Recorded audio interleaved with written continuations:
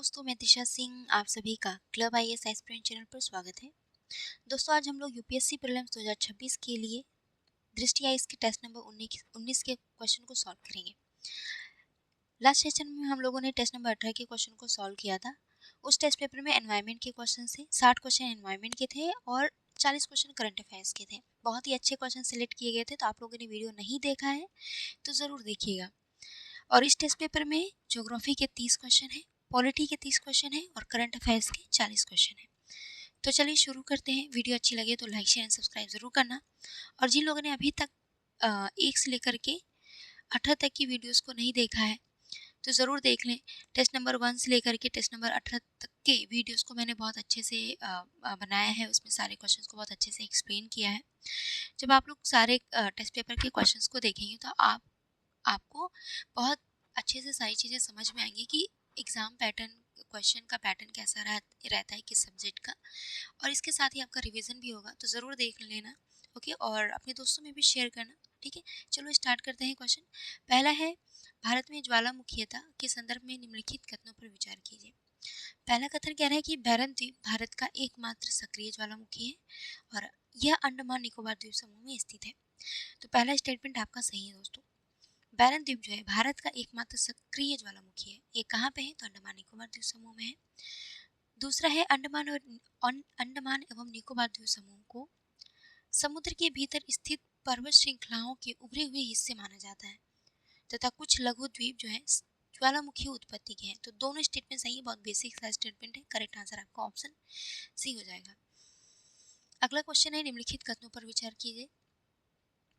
पहला कथन कह रहा है कि भारत में अंतर्वेशीय जल अंतरण को कुछ क्षेत्रों में नदी प्रवाह के स्थानिक संकेंद्रण से उत्पन्न जल उपलब्धता में क्षेत्रीय असंतुलन को कम करने की रणनीति के रूप में प्रस्तावित किया गया है। तो पहला स्टेटमेंट आपका करेक्ट है। दूसरा कह रहा है कि भारत के लगभग 60% धरातलीय जल संसाधन उसके भौगोलिक क्षेत्र के लगभग 1/3 भाग में केंद्रित है। तो जैसे कि आप लोग को पता है कि गंगा, ब्रह्मपुत्र और बराक नदी जो है, ये जो है भारत की लगभग, इनका जो पूरा जल विस्तार है, इनका जो पूरा ड्रेनेज सिस्टम है, भारत की लगभग 60% धरातलीय क्षेत्र को कवर करता है। तो यहाँ पे दूसरा स्टेटमेंट आपका करेक्ट है। ठीक है, तो दूसरा कथन जो है पहले कथन की व्याख्या कर रहा है, तो करेक्ट आंसर आपका ऑप्शन ए हो जाएगा। जैसे कि आप लोग को पता है कि प्रायद्वीपीय भारत में जल की उपलब्धता कितनी कम है। यहाँ पे आपको जो भी नदी तंत्र दिखेंगे मौसमी नदी होती हैं। यहाँ पे जब बारिश होती है तो पानी इकट्ठा होता है, तो वही पानी जो है नदियों के माध्यम से बहता है। लेकिन उत्तर भारत की अगर हम बात करें तो यहाँ पे क्या है कि हिमालयी नदियाँ हैं, यहाँ पे हमेशा जल की आपूर्ति रहती है इन नदियों में। तो ऐसी स्थिति में क्या होता है कि बेसिन बना दिया जाता है। इन बेसिनों के माध्यम से ये जो जल का असमान वितरण है उसको कम किया जाता है। ठीक है, तो यहाँ पे दोनों ही स्टेटमेंट करेक्ट है। और दूसरा कथन ए की व्याख्या कर रहे हैं, तो आंसर आपका ऑप्शन ए हो जाएगा। नेक्स्ट क्वेश्चन है, तीस्ता नदी और ब्रह्मपुत्र नदी के संदर्भ में निम्नलिखित कथनों पर विचार कीजिए। पहला कथन कह रहा है कि बांग्लादेश में तीस्ता नदी ब्रह्मपुत्र में उसके दाएं तट पर, ठीक है, ब्रह्मपुत्र में उसके दाएं तट पर मिलती है। तो पहला स्टेटमेंट आपका दोस्तों करेक्ट है। अगर हम तीस्ता नदी की बात करें, ओके, अगर हम तीस्ता नदी की बात करें तो तीस्ता नदी जो है सिक्किम के चुलामू झील से निकलती है। पश्चिम बंगाल से होते हुए ये बांग्लादेश में प्रवेश करती है। और ब्रह्मपुत्र नदी की अगर हम बात करें तो ब्रह्मपुत्र नदी जो है, आप लोगों को पता है कि ब्रह्मपुत्र नदी उत्तर से दक्षिण की ओर बहती है और तीस्ता नदी जो है पश्चिम से पूर्व की ओर बहती है। ओके, तो क्योंकि ब्रह्मपुत्र नदी उत्तर से दक्षिण बह रही है, तीस्ता नदी जो है पश्चिम से पूर्व की ओर बह रही है, तो जब ये इधर बहते हुए आती है तो तीस्ता नदी पश्चिम से आकर के इस नदी में मिल जाती है। तो हम ये कह सकते हैं ना कि ब्रह्मपुत्र नदी में तीस्ता नदी जो है उसके बाएं तट पर आकर के मिलती है। तो यहाँ पे आपका पहला स्टेटमेंट जो है करेक्ट हो जाएगा। ओके, दूसरा कह रहा है कि बांग्लादेश में तीस्ता के मिलने के बाद ब्रह्मपुत्र को पद्मा के नाम से जाना जाता है। ओके, तो देखो ब्रह्मपुत्र को बांग्लादेश में ब्रह्मपुत्र को जमुना नदी के नाम से जाना जाता है। ठीक है, ब्रह्मपुत्र को बांग्लादेश में जमुना के नाम से जाना जाता है। और जब तीस्ता नदी आकर के मिलती है, जब तीस्ता नदी आकर के इस जमुना नदी में मिलती है, क्योंकि ऑलरेडी वहाँ पे बांग्लादेश में जमुना के नाम से ब्रह्मपुत्र नदी को जाना जाता है, तो जब तीस्ता नदी इस जमुना नदी में आकर के मिलती है तब तब भी इसका नाम यही रहता है, जमुना रहता है, पद्मा नहीं होता है। ठीक है, तो यहाँ पे दूसरा स्टेटमेंट गलत हो जाएगा। जब यही जमुना नदी आगे की तरफ बढ़ती है और आगे जाकर के ये गंगा नदी से, बांग्लादेश में गंगा नदी को पद्मा कहा जाता है। ओके, बांग्लादेश में गंगा नदी को पद्मा कहा जाता है। तो जब ये ब्रह्मपुत्र नदी जो है, यानी कि जमुना नदी आगे जाकर के जब ये गंगा से मिल जाती है, ठीक है, जब ये गंगा से मिल जाती है तो इसकी जो संयुक्त धारा होती है, इसको क्या कहा जाता है, इसी को पद्मा नदी कहा जाता है। तो जब गंगा नदी में ये जमुना नदी मिलती है तब पद्मा कहा जाता है। और यहाँ पे स्टेटमेंट में क्या कह रहा था, इसको ध्यान से पढ़ो। तो कह रहा है कि बांग्लादेश में तीस्ता के मिलने के बाद ब्रह्मपुत्र को पद्मा के नाम से जाना जाता है। तो गलत हो गया ना, बांग्लादेश में पहले से ही ब्रह्मपुत्र नदी को जमुना नाम से जाना जाता है और तीस्ता मिलने के बाद भी इसका नाम जमुना ही रहता है। जब ये जमुना नदी आगे चल करके गंगा नदी यानी कि पद्मा नदी में मिलती है तो इसका नाम फिर पद्मा हो जाता है। ओके, और जब इसमें मेघना नदी मिलती है तो इसका नाम मेघना पड़ जाता है और ये मेघना नाम से ही बंगाल की खाड़ी में गिरती है। तो इसके कई सारे नाम हैं, जैसे कि ब्रह्मपुत्र का नाम हो गया जमुना, जब ये आगे चल करके गंगा में मिलती है तो ये बन जाती है पद्मा, और यही पद्मा नदी जब आगे चल करके मेघना नदी में मिलती है तो इसका नाम हो जाता है मेघना नदी, और यही बंगाल की खाड़ी में जा करके मेघना नाम से बंगाल की खाड़ी में जाके गिरती है। तो यहाँ पे आपका दूसरा स्टेटमेंट हो जाएगा गलत। इस पॉइंट को ध्यान रखना, एग्जाम में यहाँ से क्वेश्चन बहुत पूछता है तो कन्फ्यूजन नहीं होना चाहिए। दूसरा गलत है। तीसरा कह रहा है कि ब्रह्मपुत्र जो है धुबरी के निकट बांग्लादेश में प्रवेश करती है और उसके बाद दक्षिण की ओर प्रवाहित होती है। तो तीसरा स्टेटमेंट जो है बच्चों आपका सही है कि ब्रह्मपुत्र जो है धुबरी के निकट बांग्लादेश में प्रवेश करती है, उसके बाद ये दक्षिण की ओर प्रवाहित होती है। असम, धुबरी कहाँ है, ये असम में है। ओके, असम में है धुबरी। तो असम के धुबरी जिले के पास ब्रह्मपुत्र जो है एक तीखा मोड़ लेती है, यानी ये दक्षिण से, यानी कि ये उत्तर से दक्षिण की ओर प्रवाहित होने लगती है।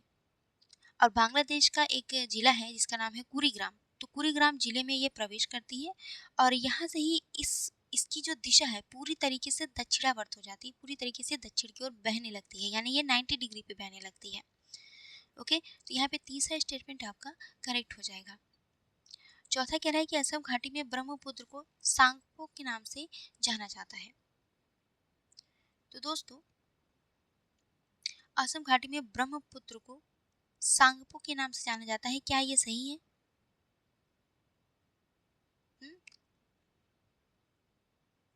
बताओ मुझे। तो असम घाटी में ब्रह्मपुत्र को सांगपो नाम से नहीं जाना जाता है। यहाँ पे ये आपका स्टेटमेंट गलत हो जाता है। ओके, चलो तो बताओ कि कितने आपके स्टेटमेंट सही हैं। पहला और तीसरा सही है। अगर आपको पता था दूसरा गलत है तो बस इजीली आप एलिमिनेट कर देते, आपका आंसर आ जाता। चलिए अगला क्वेश्चन देखिए। भारत में बांध, जलाशय और बहुउद्देशीय नदी घाटी परियोजनाओं के संदर्भ में निम्नलिखित कथनों पर विचार कीजिए। ओके, परियोजना या बांध नाम दिया है, बताना है कि किस नदी पर ये बांध बनाया गया है और बताना है कि कौन से सही सुमेलित है। ओके, तो देखो भाखड़ा नांगल परियोजना, ये जो भाखड़ा नांगल परियोजना है ये सतलज नदी पे है। हीराकुंड परियोजना महानदी पर है। सरदार सरोवर बांध गोदावरी नदी पर नहीं बल्कि नर्मदा नदी पर है। तो तीसरा गलत हो गया। ठीक है, चौथा कह रहा है टिहरी बांध ये भागीरथी नदी पर है, तो चौथा आपका करेक्ट है, यानी आंसर क्या हो जाएगा, ऑप्शन बी होगा 1, 2 और 4। अगला क्वेश्चन देखो। सागर दिया है, उसकी सीमा से लगे देशों में से एक नाम दिया है। जैसे भूमध्य सागर है तो भूमध्य सागर, क्या भूमध्य सागर से मिस्र की सीमा टच होती है? क्या मिस्र अपना बॉर्डर टच करता है भूमध्य सागर से? तो हाँ करता है, पहला स्टेटमेंट सही है। काला सागर, क्या ग्रीस की सीमा काला सागर से लगी हुई है?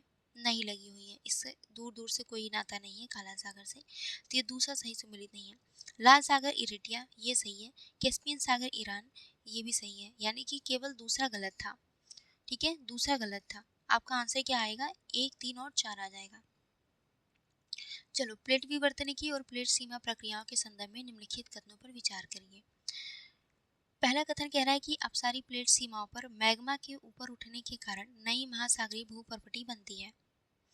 देखो अपसारी प्लेट में क्या होता है, हमने आपको अपने हर क्लास में, हर ज्योग्राफी के टेस्ट पेपर की क्लास में मैंने बहुत बेसिकली आपको समझाया है कि अपसारी प्लेट में क्या होता है कि दो प्लेटें एक दूसरे की विपरीत दिशा में जाती हैं। ठीक है, जब दो प्लेटें एक दूसरे की विपरीत दिशा में जाएंगी तो धरातल के नीचे जो ये हमारा स्टोनोस्फेयर है, इसका मैग्मा बाहर आएगा। ठीक है, जब इसका मैग्मा बाहर आएगा तो ये लावा के रूप में पूरे धरातल पे फैल जाएगा। जब ये पूरे धरातल पे फैलेगा तो एक नई परत का निर्माण होगा, इसलिए इसको रचनात्मक किनारा भी कहा जाता है। ओके, तो यहाँ पे आपका क्या कह रहा है कि अपसारी प्लेट सीमाओं पर मैग्मा के ऊपर उठने के कारण नई महासागरीय भूपर्वटी बनता है। तो आपका पहला स्टेटमेंट क्या हो जाएगा, करेक्ट हो जाएगा। दूसरा स्टेटमेंट कह रहा है कि अभिसरण प्लेट सीमाओं पर प्रविष्टन की प्रक्रिया होती है। देखो हिंदी मीडियम के बच्चे हो आप, तो आपको कुछ हिंदी शब्द जो है थोड़ा ध्यान रखना ज़रूरी है, क्योंकि एग्ज़ाम में जब आता है तो आप समझ नहीं पाते हो, आपको लगता है कि ये स्टेटमेंट गलत है। जब भी हिंदी में देवनागरी लिपि में कोई नया शब्द आ जाता है तो आप कंफ्यूज हो जाते हो। तो इस पे जब तक आप ज़्यादा प्रैक्टिस करोगे तो आपके सामने ऐसे कुछ शब्द आएंगे जिससे आपका रिवीजन हो जाएगा, जिससे आपको पता चल जाएगा कि अच्छा इस तरह के क्वेश्चन में ऐसा शब्द दे देता है। तो प्रविष्टन मतलब क्या होता है, प्रविष्ट करना। ठीक है, अभी मैं आपको समझाती हूँ कि प्रविष्टन का एग्जैक्टली क्या मतलब है। तो अभिसरण प्लेट सीमाओं पर प्रविष्टन की प्रक्रिया होती है, जिसमें एक प्लेट जो है दूसरी प्लेट के नीचे बलपूर्वक मेंटल में प्रवेश करती है। प्रविष्टन का मतलब क्या होता है कि एक प्लेट जो है दूसरे प्लेट की ओर खिसक रहा है और ये एक दूसरे के अंदर घुसने की कोशिश करते हैं। यानी कि देखो अभिसरण प्लेट में क्या होता है कि इसमें क्या होता है कि दो प्लेटें एक दूसरे के करीब आने की कोशिश करते हैं। ठीक है, एक दूसरे के करीब आते हैं। तो अपेक्षाकृत एक ऐसा प्लेट होगा जो थोड़ा भारी होगा, एक ऐसा प्लेट होगा जो थोड़ा हल्का होगा। और आप लोग को पता है कि जो भारी प्लेट होता है वो थोड़ा दबने की कोशिश करता है, नीचे की तरफ जाने की कोशिश करता है। जैसे अगर हल्का आदमी हो और एक मोटा आदमी हो और दोनों लड़ाई करें तो धम्म से गिरेगा कौन? सबसे पहले धम्म से कौन गिरेगा? एक मोटा इंसान ही गिरेगा और उसका उठना बड़ी मुश्किल हो जाता है। और हल्का आदमी क्या है, वो तुरंत ऊपर उठ जाता है, एकदम लचीला है, एक्टिव रहता है। लेकिन मोटा आदमी क्या है, चलता है तो भी धम्म धम्म सी आवाज़ आती है। तो इसी तरीके से सोचो यहाँ पे भी है कि जो भारी प्लेट होगा वो नीचे की तरफ गिरने की कोशिश करेगा। तो ऐसे में क्या होगा कि नीचे प्लेट ऐसे आ जाएगा और हल्की प्लेट ऊपर इस तरह से आएगा। तो जब ये भारी प्लेट नीचे की तरफ आता है, ठीक है, तो ये अंदर मेंटल की तरफ ये प्रवेश कर जाता है। तो जब ये मेंटल में जाता है यानी मेंटल के एस्थेनोस्फेयर में पहुंचता है, तो ऐसे में आपको पता है कि यहाँ पे क्या है कि मैग्मा है बहुत ज़्यादा। अब इस मैग्मा के संपर्क में आने की वजह से ये जो चट्टान है, ये जो प्लेट है, ये अंदर मैग्मा की तरफ आई है तो ये चट्टानें भी पिघलेंगी।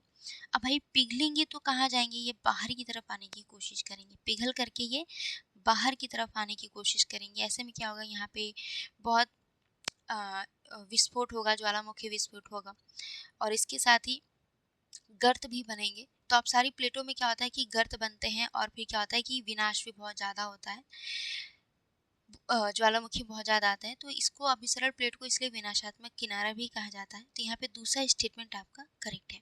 तीसरा कह रहा है कि रूपांतरण सीमाएं मध्य महासागरीय पर्वतमालाओं के निर्माण से संबंधित है।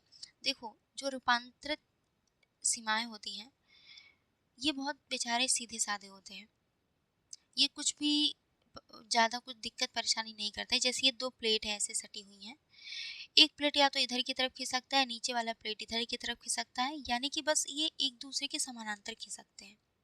दो प्लेटें हैं एक दूसरे के ऊपर चढ़ी हुई हैं। अब ये थोड़ा बहुत एक प्लेट दूसरी दिशा में जा रहा है, दूसरी दूसरी प्लेट दूसरी दिशा में जा रहा है, तो इससे कोई परिवर्तन नहीं होता है किसी तरह का। ठीक है, एकदम परिवर्तन नहीं होता है, ये गलत है। थोड़ा बहुत चेंजेस आते हैं लेकिन ना तो ये विनाशकारी होते हैं, ना ही तो बहुत ज़्यादा बदलाव इसमें देखने को मिलता है। तो यहाँ पे कह रहा है कि पर्वतमालाओं का निर्माण होता है, तो ये गलत है। पर्वतमालाओं का निर्माण कब होगा भाई, जब दो चट्टानें ऐसे पास में आएंगी तो उसमें संपीड़न होगा, संपीड़न की वजह से जब प्लेटें जो हैं संपीड़न की वजह से वलन होगा, तो वलन की वजह से पर्वतमालाओं का निर्माण होता है। ठीक है, तो पर्वतमाला निर्माण का अलग कॉन्सेप्ट होता है।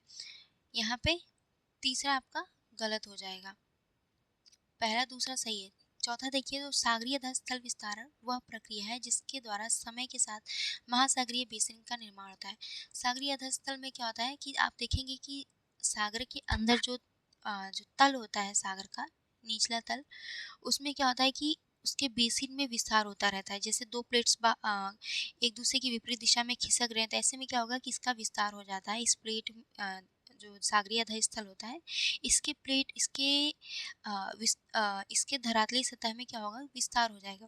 जब 2 प्लेटें विपरीत दिशा में जाएँगी, पहले ऐसी सटी हुई थी, अब अगर ये ऐसे विपरीत दिशा में जा रही है, मैग्मा ऊपर आके यहाँ पे जम गया, तो एक और थोड़ा-सा स्थल इसका क्या होगा, इसका विस्तार हो जाएगा ना। तो यही कहा जा रहा है कि महासागरीय बेसिन का विस्तार होता है, तो इसी वजह से होता है। यहाँ पे चौथा आपका सही है, केवल तीसरा गलत था। तो करेक्ट आंसर क्या हो जाएगा? ऑप्शन देखिए, तो पहला, दूसरा और चौथा आपका करेक्ट है। दोस्तों आप लोग कहते हो कि मैम मुझे बहुत कन्फ्यूज़न होती है, मैं भूल जाता हूँ, जब भी मैं पढ़ता हूँ तो मैं थोड़ी देर बाद मेरे दिमाग से सारी चीज़ें निकल जाती हैं। तो इसके लिए एक ही सॉल्यूशन है कि बहुत ज़्यादा रिवीजन करो, ठीक है? मोर रिवीजन, मोर रिवीजन, नो कन्फ्यूज़न, ठीक है? जब तक आप रिवीजन ज़्यादा नहीं करोगे, तब तक आपका कन्फ्यूज़न दूर नहीं होगा, ओके? और ये कन्फ्यूज़न दूर कैसे होगा? रिवीजन ज़्यादा से ज़्यादा करो और मॉक टेस्ट ज़्यादा से ज़्यादा लगाओ। जब तक आप मॉक टेस्ट नहीं लगाओगे और प्रीवियस है कि पेपर्स का एनालिसिस नहीं करोगे, पीवाईक्यू का एनालिसिस नहीं करोगे, तब तक आपके डाउट्स हमेशा बने रहेंगे, ओके? देखो पीवाईक्यू से आपको यूपीएससी का ट्रेंड समझ में आएगा, उसके क्वेश्चन का पैटर्न समझ में आएगा कि एग्जैक्टली यूपीएससी जो है कहाँ पे किस स्टेटमेंट में कैसी गलती करती है। और अगर 3-4 स्टेटमेंट दिए हैं तो अक्सर क्या होता है कि उसमें 1 या 2, अक्सर ऐसा ट्रेंड वो बनाया हुआ है यूपीएससी की, 2 स्टेटमेंट, 4 में से 2 स्टेटमेंट सही होंगे। तो आपको ये सारी चीज़ें समझ में आएँगी, ठीक है? और मॉक टेस्ट लगाने से क्या होगा कि आपका रिवीजन बहुत अच्छे से होता है। जब आप एक ही नोट्स को बार-बार रिवाइज़ करते हो तो आपको बहुत अच्छा सारा कंटेंट आपका नहीं तैयार हो पाता है। लेकिन जब आप मॉक टेस्ट लगाते हो, तो मॉक टेस्ट लगाने की वजह से क्या होता है कि आपको सारी चीज़ें रिवीजन होती रहती हैं कि क्वेश्चन, जैसे आपने कल हिस्ट्री पढ़ा, अगर आज आपसे पूछा जाए तो शायद आप उतने अच्छे से नहीं बता पाएँगे। लेकिन जब आप मॉक टेस्ट लगाएँगे, तो आपको समझ में आएगा कि अरे बाप रे! मुझे तो यहाँ-यहाँ मैं ये चीज़ें भूल रहा हूँ, मुझे रिवीजन करना है, ऐसा होगा। फिर नेक्स्ट टाइम जब आप रिवीजन करोगे तो आपको और चीज़ें याद आएँगी कि अच्छा, टेस्ट पेपर में ये भी क्वेश्चन पूछा हुआ था, यहाँ से मेरा ये भी तैयार हो जा रहा है। फिर जब आप मॉक टेस्ट लगाएँगे तो मेबी आप पहले जितना गलत कर रहे थे, अब आप उतनी गलती नहीं करेंगे। तो मॉक टेस्ट का बहुत बड़ा रोल होता है आपकी पूरी तैयारी में, तो मॉक टेस्ट ज़्यादा से ज़्यादा लगाओ। और अगर आप पीडीएफ चाहते हो किसी भी इंस्टीट्यूट का, जैसे विज़न आईएएस का, दृष्टि आईएएस का, इसके अलावा फोरम आईएएस का, संस्कृति आईएएस का, तो आपको इन सभी इंस्टीट्यूट के टेस्ट पेपर मिल जाएँगे। बहुत ही मिनिमम प्राइस में आपको ये टेस्ट पेपर मिलेगा। कहाँ मिलेगा? तो आप हमारे कमेंट बॉक्स में जाइए। कमेंट बॉक्स में मैसेज पिन किया गया है, टेलीग्राम ग्रुप का लिंक दिया हुआ है। आप उस टेलीग्राम ग्रुप के लिंक में ज्वाइन होकर के इस टेस्ट पेपर को डाउनलोड कर सकते हो। अदरवाइज़ आप इंस्टीट्यूट में भी जाके मॉक टेस्ट दे सकते हो। इंस्टीट्यूट में जाकर मॉक टेस्ट देंगे तो फ़ायदा ये रहेगा कि वहाँ पे जो है आपका पूरा एनालिसिस कराया जाएगा कि आप कितना, विज़न आईएएस में अगर देते हो टेस्ट पेपर, तो विज़न आईएएस वाला ये करता है कि आप किस किस टॉपिक में कितनी गलती कर रहे हो, किस सब्जेक्ट में कितने सही हो रहे हैं आपके क्वेश्चन, वो पूरा एनालिसिस करके देता है। और दृष्टि आईएएस में तो ऐसा नहीं होता है, दृष्टि आईएएस डायरेक्ट लिस्ट जारी करता है। हालाँकि आप दृष्टि आईएएस में भी जॉइन कर सकते हैं, लगभग 9,999 प्रीलिम्स की टेस्ट सीरीज़ की फ़ी है। विज़न आईएएस में भी लगभग 13 या 14,000 होगा, तो आप जॉइन कर सकते हो इंस्टीट्यूट में भी जा कर के, ओके? और इसके साथ दोस्तों अगर आप लोग सीसेट पढ़ना चाहते हो, क्योंकि हिंदी मीडियम वालों के लिए सीसेट सबसे बड़ी समस्या है, ठीक है? सीसेट अगर आप पढ़ना चाहते हो तो आप जो है हमारे द्वारा, मतलब अमित सर हैं, अमित सर द्वारा ये क्लास कंडक्ट कराया जा रहा है। हमारे ऐप पर आप जाइए, club IAS app Google play store पे आप डाउनलोड करिए। इस ऐप में हमारे ये आपको सीसेट की जो है क्रैश कोर्स स्टार्ट किया जा रहा है। इस क्रैश कोर्स में आप ज्वाइन हो सकते हो। इसकी फ़ी कितनी है? तो 599 रुपीज़ है, ठीक है? कितनी है? तो 599 रुपीज़ है। इस हमारे इस क्रैश कोर्स को ज्वाइन करने से पहले आप लोग डेमो क्लास देख लेना। अमित सर की 2 सीसेट की डेमो क्लास है। डेमो क्लास में अगर आपको संतुष्टि मिलती है और आपको समझ में आ रहा है कि हाँ, मुझे जो नंबर सिस्टम के क्वेश्चन है या सीसेट के अन्य जो क्वेश्चन है मुझे समझ में आ रहे हैं, तभी आप ज्वाइन करना, वरना आप मत करना।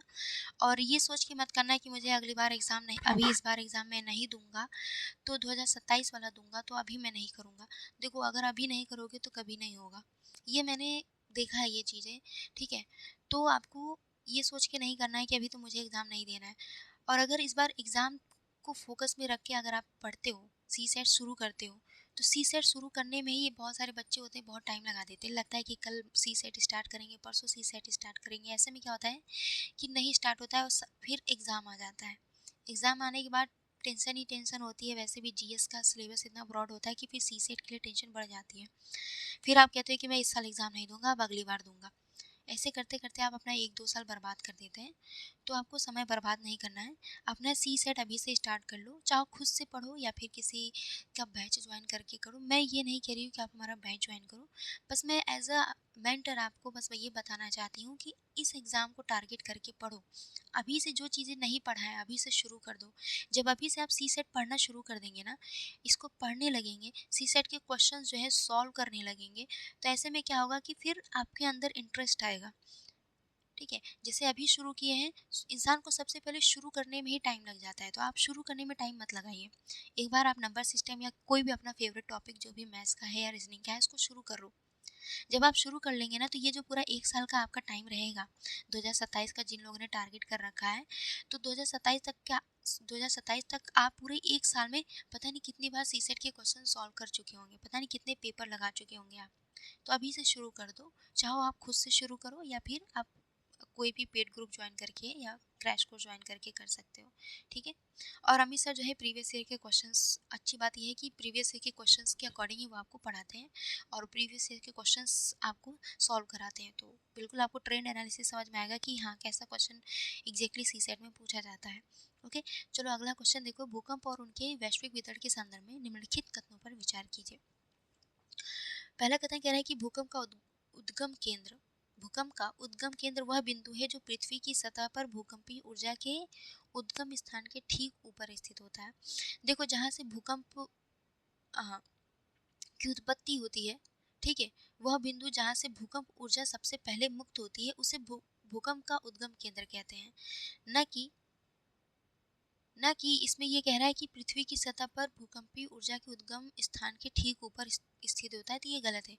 भूकंप का उद्गम केंद्र किसे कहते हैं? ये वैसा बिंदु होता है जहां से भूकंपीय ऊर्जा सबसे पहले मुक्त होती है। तो पहला गलत हो गया। दूसरा कह रहा है अधिकेंद्र। यहाँ से क्वेश्चन पूछता है भूकंप का उद्गम केंद्र और अधिकेंद्र से अक्सर क्वेश्चन पूछता है, तो कंफ्यूजन के लिए आपको स्टेटमेंट में हेरा फेरी कर देता है। तो अधिकेंद्र क्या होता है? जब भूकंप जिस बिंदु से निकलती है, यानी कि उद्गम केंद्र से जब भूकंपीय ऊर्जा निकल करके सबसे पहले जहां जाके पहुंचती है, ठीक है, सबसे पहले जहां जाकर के पहुंचती है उसे हम लोग क्या कहते हैं? अधिकेंद्र कहते हैं। ठीक है, यानी कि वह बिंदु जो पृथ्वी की सतह पर भूकंपीय ऊर्जा के उद्गम स्थान के ठीक ऊपर स्थित होता है। तो यहाँ दूसरा आपका स्टेटमेंट दूसरा भी गलत है। पहला गलत, दूसरा गलत।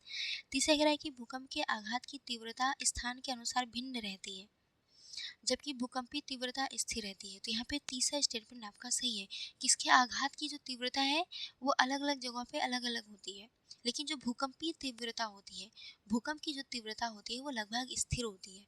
ठीक है। चौथा है कि भूकंप के मेखलाओं का वितरण सामान्यतः टेक्टोनिक प्लेटों की सीमाओं से मेल खाती है। तो यहाँ चौथा स्टेटमेंट भी सही है। बहुत बेसिक सा बात किया है। ये सारी चीज़ें एनसीईआरटी में दी हुई हैं। आप एनसीईआरटी पढ़ते होंगे तो आपको समझ में आ रहा होगा कि भूकंपीय मेखलाओं का वितरण जो है टेक्टोनिक प्लेटों की सीमाओं के साथ मेल खाता है। ठीक है।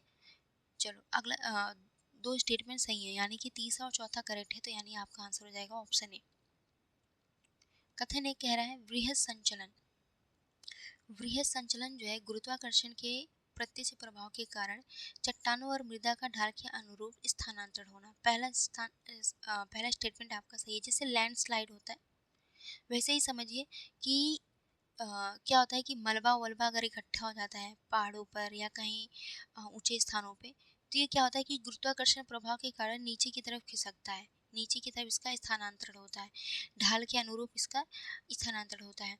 तो इसी को वृहद संचलन कहा जाता है। इसके 2-3 टाइप होते हैं। एक होता है मंद संचलन होता है, एक तीव्र संचलन होता है। तो दूसरा स्टेटमेंट कह रहा है कि मिट्टी का मंद और अलक्ष्य रूप से ढाल के नीचे खिसकना ही मंद विरूपण कहलाता है। तो दूसरा स्टेटमेंट भी आपका सही है। तीसरा कह रहा है कि अवसर्पण में पदार्थों का नीचे की ओर संचलन एक वक्राकार सतह के साथ होता है तथा प्रायः तीव्र ढालों पर पाया जाता है, इसे तीव्र संचलन भी कहते हैं। तो यहाँ तीसरा स्टेटमेंट भी आपका करेक्ट है। तो दूसरा और तीसरा दोनों ही कथन जो है कथन एक की सही व्याख्या कर रहा है। तो करेक्ट आंसर आपका ऑप्शन ए हो जाएगा। अगला है कथन एक कह रहा है कि महासागरीय जल तापमान के आधार पर विशिष्ट ऊर्ध्वाधर परतों में व्यवस्थित होता है। तो पहला स्टेटमेंट आपका करेक्ट है कि महासागरीय जल तापमान के आधार पर विशिष्ट ऊर्ध्वाधर परतों में उपस्थित होता है, तो पहला आपका करेक्ट है। दूसरा कह रहा है कि महासागर की सबसे ऊपरी मिश्रित परत में पवन प्रेरित मिश्रण तथा सौर ताप के कारण तापमान अपेक्षाकृत समान रहता है, तो दूसरा स्टेटमेंट भी आपका करेक्ट है। देखो समुद्र जल है, महासागर है, तो जो उसका ऊपरी जल होता है, आपको पता होगा कि ऊपरी जो जल होता है वो पवनों के प्रवाह की वजह से इसमें लहर उत्पन्न होती है। तो ऐसे में जो ठंडे जगहों की जो जल होती है, ठंडी जो जल होती है वो गर्म जल की तरफ मूव करती है, और गर्म जल जो है ठंडे जल की तरफ मूव करती है। तो ऐसे में क्या होता है कि ऊपर जो सतह का तापमान होता है लगभग एक समान होता है। तो यहाँ पे दूसरा स्टेटमेंट आपका करेक्ट है। तीसरा कह रहा है कि थर्मोक्लाइन एक संक्रमण क्षेत्र है जहाँ गहराई बढ़ने के साथ तापमान में तीव्र गिरावट होती है, तो तीसरा भी आपका स्टेटमेंट करेक्ट है कि भाई आप अगर समुद्र में गहराई की तरफ जाएंगे, गहराई की तरफ बढ़ेंगे, तो ऐसे में क्या होगा कि आपको तापमान में गिरावट देखने को मिलेगा। ठीक है, तो तीसरा भी स्टेटमेंट आपका करेक्ट है। तो राइट आंसर क्या हो जाएगा कि कथन 2 जो है कथन 1 की सही व्याख्या, मतलब कथन 2 और कथन 3 दोनों ही सही है, और दोनों ही कथन 1 की सही व्याख्या कर रहा है। नेक्स्ट क्वेश्चन देखिए, निम्नलिखित कथनों पर विचार कीजिए। पहला कथन कह रहा है कि क्षोभ मंडल के ऊपर वायुमंडल तापमान के आधार पर विशिष्ट परतों में व्यवस्थित होता है। ओके, जो वायुमंडलीय स्थिरता तथा ओजोन के वितरण को प्रभावित करता है, तो पहला स्टेटमेंट आपका करेक्ट है। ओके, आप लोग को पता होगा कि क्षोभ मंडल में हम लोग अगर क्षोभ मंडल में नीचे से ऊपर की तरफ जाएंगे तो क्या होगा, नीचे से ऊपर की तरफ जाने पे तापमान में कमी आती है। ठीक है, तो पहला स्टेटमेंट आपका करेक्ट हो गया। दूसरा कह रहा है कि समताप मंडल में ओजोन परत पाई जाती है जो हानिकारक पराबैंगनी विकिरण को अवशोषित करती है, तो समताप मंडल में ओजोन परत पाई जाती है, तो पहला दूसरा स्टेटमेंट आपका करेक्ट है। तीसरा कह रहा है कि मध्य मंडल में ऊंचाई बढ़ने के साथ तापमान में वृद्धि होती है, तो दोस्तों मध्य मंडल में ऊंचाई बढ़ने के साथ तापमान में वृद्धि नहीं बल्कि कमी आती है, तो यहाँ पे तीसरा स्टेटमेंट आपका गलत हो जाएगा। तो कथन 2 और 3 में से केवल एक ही सही है, जो कथन 1 की सही व्याख्या कर रहा है, तो करेक्ट आंसर आपका ऑप्शन सी हो जाएगा। अगला है जेट स्ट्रीम और मौसम प्रणालियों पर उनके प्रभाव के संबंध में निम्नलिखित कथनों पर विचार कीजिए। पहला कथन है कि जेट स्ट्रीम केवल समताप मंडल तक सीमित होती है तथा सतह की मौसम परिस्थितियों को प्रभावित नहीं करती है। तो आप लोग को पता होगा दोस्तों कि जेट स्ट्रीम केवल समताप मंडल तक सीमित होती है, गलत है। जेट स्ट्रीम जो है क्षोभ मंडल की निचली सीमा, क्षोभ मंडल में पाई जाती है, यानी क्षोभ सीमा के करीब पाई जाती है, समताप मंडल में नहीं। तो यहाँ पहला स्टेटमेंट आपका गलत हो जाएगा।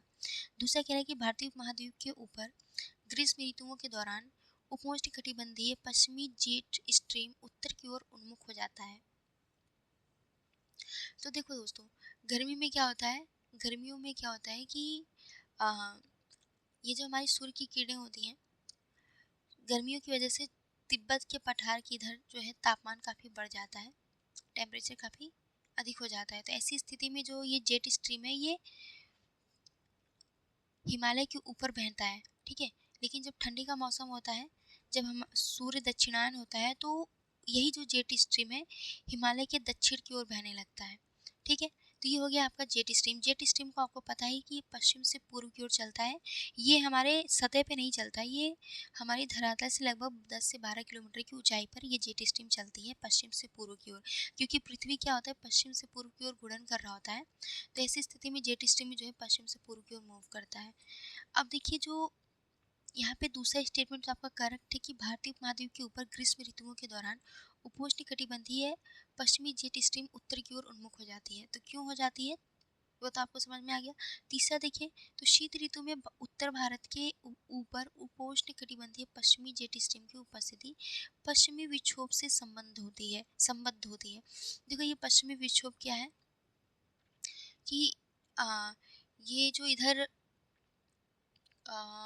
भूमध्य सागरीय क्षेत्र है, यहाँ पे आप लोग देखेंगे कि यहाँ पे एक तो दक्षिण की तरफ से यानी कि विषुवत रेखा की इधर से एक गर्म वाताग्र आता है, ठीक है, ठीक है। ऊपर से जो है ठंडी वायु आती है, या तो ये गर्म वायु इधर से आती है विषुवत रेखा की इधर से, और और उधर से क्या है, उत्तरी ध्रुव की इधर से ठंडी वायु आती है। तो ये गर्म वायु और ठंडी वायु क्या होती है, मिक्स होती हैं। यहाँ पे एक एनवायरनमेंट क्रिएट होता है, वातावरण बनता है। तो गर्म वायु जो है ऊपर की तरफ उड़ जाती है और ठंडी वायु नीचे की तरफ बनती है। तो जब ये गर्म वायु ऊपर की ओर जाती है तो ये धीरे धीरे ठंडी होती है और वर्षा करती है। तो ये जो जेट स्ट्रीम है ना, जेट स्ट्रीम जैसे कि आपको पता है कि पश्चिम से पूर्व की ओर मूव करती है, तो इससे भी पश्चिमी विक्षोभ को भी ये साथ में अपने इधर ला देती है। यानी कि आप देखेंगे ठंडियों के मौसम में उत्तर पश्चिम भारत में वर्षा होती है। तो ये जो पश्चिमी विक्षोभ था, वेस्टर्न डिस्टर्बेंस था, इसको लाने का काम कौन करता है, जेट स्ट्रीम करता है। अगर जेट स्ट्रीम नहीं होता तो ये जो वेस्टर्न डिस्टर्बेंस की वजह से भारत में वर्षा होती है उत्तर पश्चिम में, यहाँ वर्षा नहीं होती। ओके, तो यहाँ पे तीसरा स्टेटमेंट भी आपका क्या हो जाएगा, करेक्ट हो जाएगा कि शीत ऋतु में उत्तर भारत के ऊपर उपोष्ण कटिबंधीय पश्चिमी जेट स्ट्रीम की उपस्थिति जो है पश्चिमी विक्षोभ से संबंध होती है। तो आपका कितने कथन सही हैं, 2 कथन सही हैं, यानी कि कथन दूसरा और तीसरा। तो राइट आंसर क्या हो जाएगा, ऑप्शन ए हो जाएगा। नेक्स्ट क्वेश्चन देखो, भारत की हिमालयी और प्रायद्वीपीय नदी तंत्र के संदर्भ में निम्नलिखित कथनों पर विचार कीजिए। पहला कथन कह रहा है कि सिंधु, गंगा, ब्रह्मपुत्र नदी तंत्र के ऊपरी भागों में पूर्ववर्ती अफवाह और गहरी गॉर्ज पाए जाते हैं। तो पहला स्टेटमेंट सही है। देखो, पूर्ववर्ती अफवाह और गहरी गॉर्ज पाए जाते हैं। ये नदियाँ क्या हैं कि जब ये निकलती हैं तो अपने युवा अवस्था में जब रहती हैं तो ये बहुत तेज़ी से चलती हैं। तो बहुत तेज़ी से चलती हैं तो अपने आमने सामने की चीज़ों को काटते पीटते बढ़ती हैं। तो इससे क्या होता है कि गहरे गहरे गॉर्ज बनते हैं। पहला स्टेटमेंट आपका करेक्ट है। दूसरा कह रहा है कि हिमालयी नदियाँ मुख्यतः वर्षा पर निर्भर रहती हैं और इसलिए इनका प्रवाह प्रायद्वीपीय नदियों के समान अत्यधिक मौसमी होता है। अब देखो भाई, हिमालयी नदियाँ हमने आपको जैसे ही अभी थोड़ी देर पहले बताया कि हिमालयी नदियाँ जो है वर्षा पर निर्भर नहीं होता है, ये मौसमी नदियाँ नहीं होती हैं। ये हिमनदों की वजह से ये जो नदियाँ हैं, नदियों में जो जल है वो हमेशा जल की आपूर्ति हिमनदों की वजह से होती रहती है। तो हिमालयी नदियाँ मौसमी नदियाँ नहीं हैं, यहाँ से हमेशा जल की आपूर्ति होती रहती है। तो ये सतत वाहिनी नदियाँ हैं। और जो प्रायद्वीपीय नदियाँ होती हैं, इनकी नदियों में जो जल होती है, जल की आपूर्ति जो है वर्षा पर निर्भर करती है। तो ये मौसमी नदियाँ होती हैं। तो दूसरा गलत हो जाएगा। तीसरा कह रहा है कि प्रायद्वीपीय नदियों की विशेषताएं स्थिर मार्ग, विसर्पों का अभाव और जल का अनियमित प्रवाह। तो तीसरा स्टेटमेंट आपका करेक्ट है। तो प्रायद्वीपीय पठार का जो क्षेत्र है, आप देखेंगे लगभग चट्टान ही चट्टानें हैं और यहाँ की नदियाँ जो होती हैं छोटी होती हैं। तो छोटी नदियाँ होने की वजह से ये बहुत ज़्यादा अपना मार्ग नहीं बदल पाती हैं और तीव्र ढलान होने की वजह से लगभग एक ही मार्ग में ये बहती हैं। ठीक है। अब उत्तर जो हिमालयी नदियाँ होती हैं वो मैदानों से होकर गुजरती हैं, तो अपने साथ बहुत सारे अवसाद इकट्ठा किए रहते हैं। अवसादों की वजह से इनका मार्ग जो है बदलता रहता है। तो पहला और तीसरा आपका करेक्ट हो जाएगा, आंसर ऑप्शन ए होगा। अगला देखिए, भारत के पश्चिमी तटीय मैदानों के संदर्भ में निम्नलिखित कथनों पर विचार कीजिए। पहला कथन कह रहा है कि पश्चिमी तटीय मैदान पश्चिमी घाट और अरब सागर के बीच विस्तृत है। सामान्यतः पूर्वी तटीय मैदानों की तुलना में अधिक संकरा होता है। तो यहाँ पहला स्टेटमेंट सही है। पश्चिमी तटीय मैदान किसे कहेंगे कि पश्चिमी घाट और अरब सागर के बीच जो एक पट्टी भी बनी हुई होती है, जो पट्टी विस्तृत है, उसी को हम पश्चिमी तटीय मैदान कहते हैं। और अगर हम बात करें पश्चिमी तटीय मैदान और पूर्वी तटीय मैदान की तुलना करें तो आपको पता चलेगा कि पश्चिमी तटीय मैदान जो है थोड़ा सकरा है और पूर्वी तटीय मैदान जो है थोड़ा चौड़ा है। अच्छा, ऐसा क्यों है? तो आप लोग को ध्यान होगा कि मैक्सिमम नदियाँ जो हैं पूर्व की तरफ प्रवाहित होती हैं और पूर्व की तरफ प्रवाहित होते हुए बंगाल की खाड़ी में जाके गिरती हैं। तो जब नदियाँ जहाँ ज़्यादा प्रवाहित होंगी तो नदियाँ अपने साथ अवसाद भी ले जाते हैं। तो ये अवसादों का निक्षेपण करते हैं। अवसादों का निक्षेपण करने की वजह से पूर्वी तटों के पास निक्षेपण ज़्यादा होता है। इस वजह से यहाँ की जो चौड़ाई है लगभग थोड़ा ज़्यादा होता है पूर्वी तटीय मैदानों का।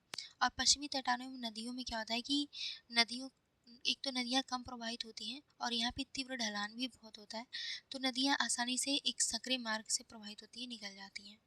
तो ये कारण है। ठीक है।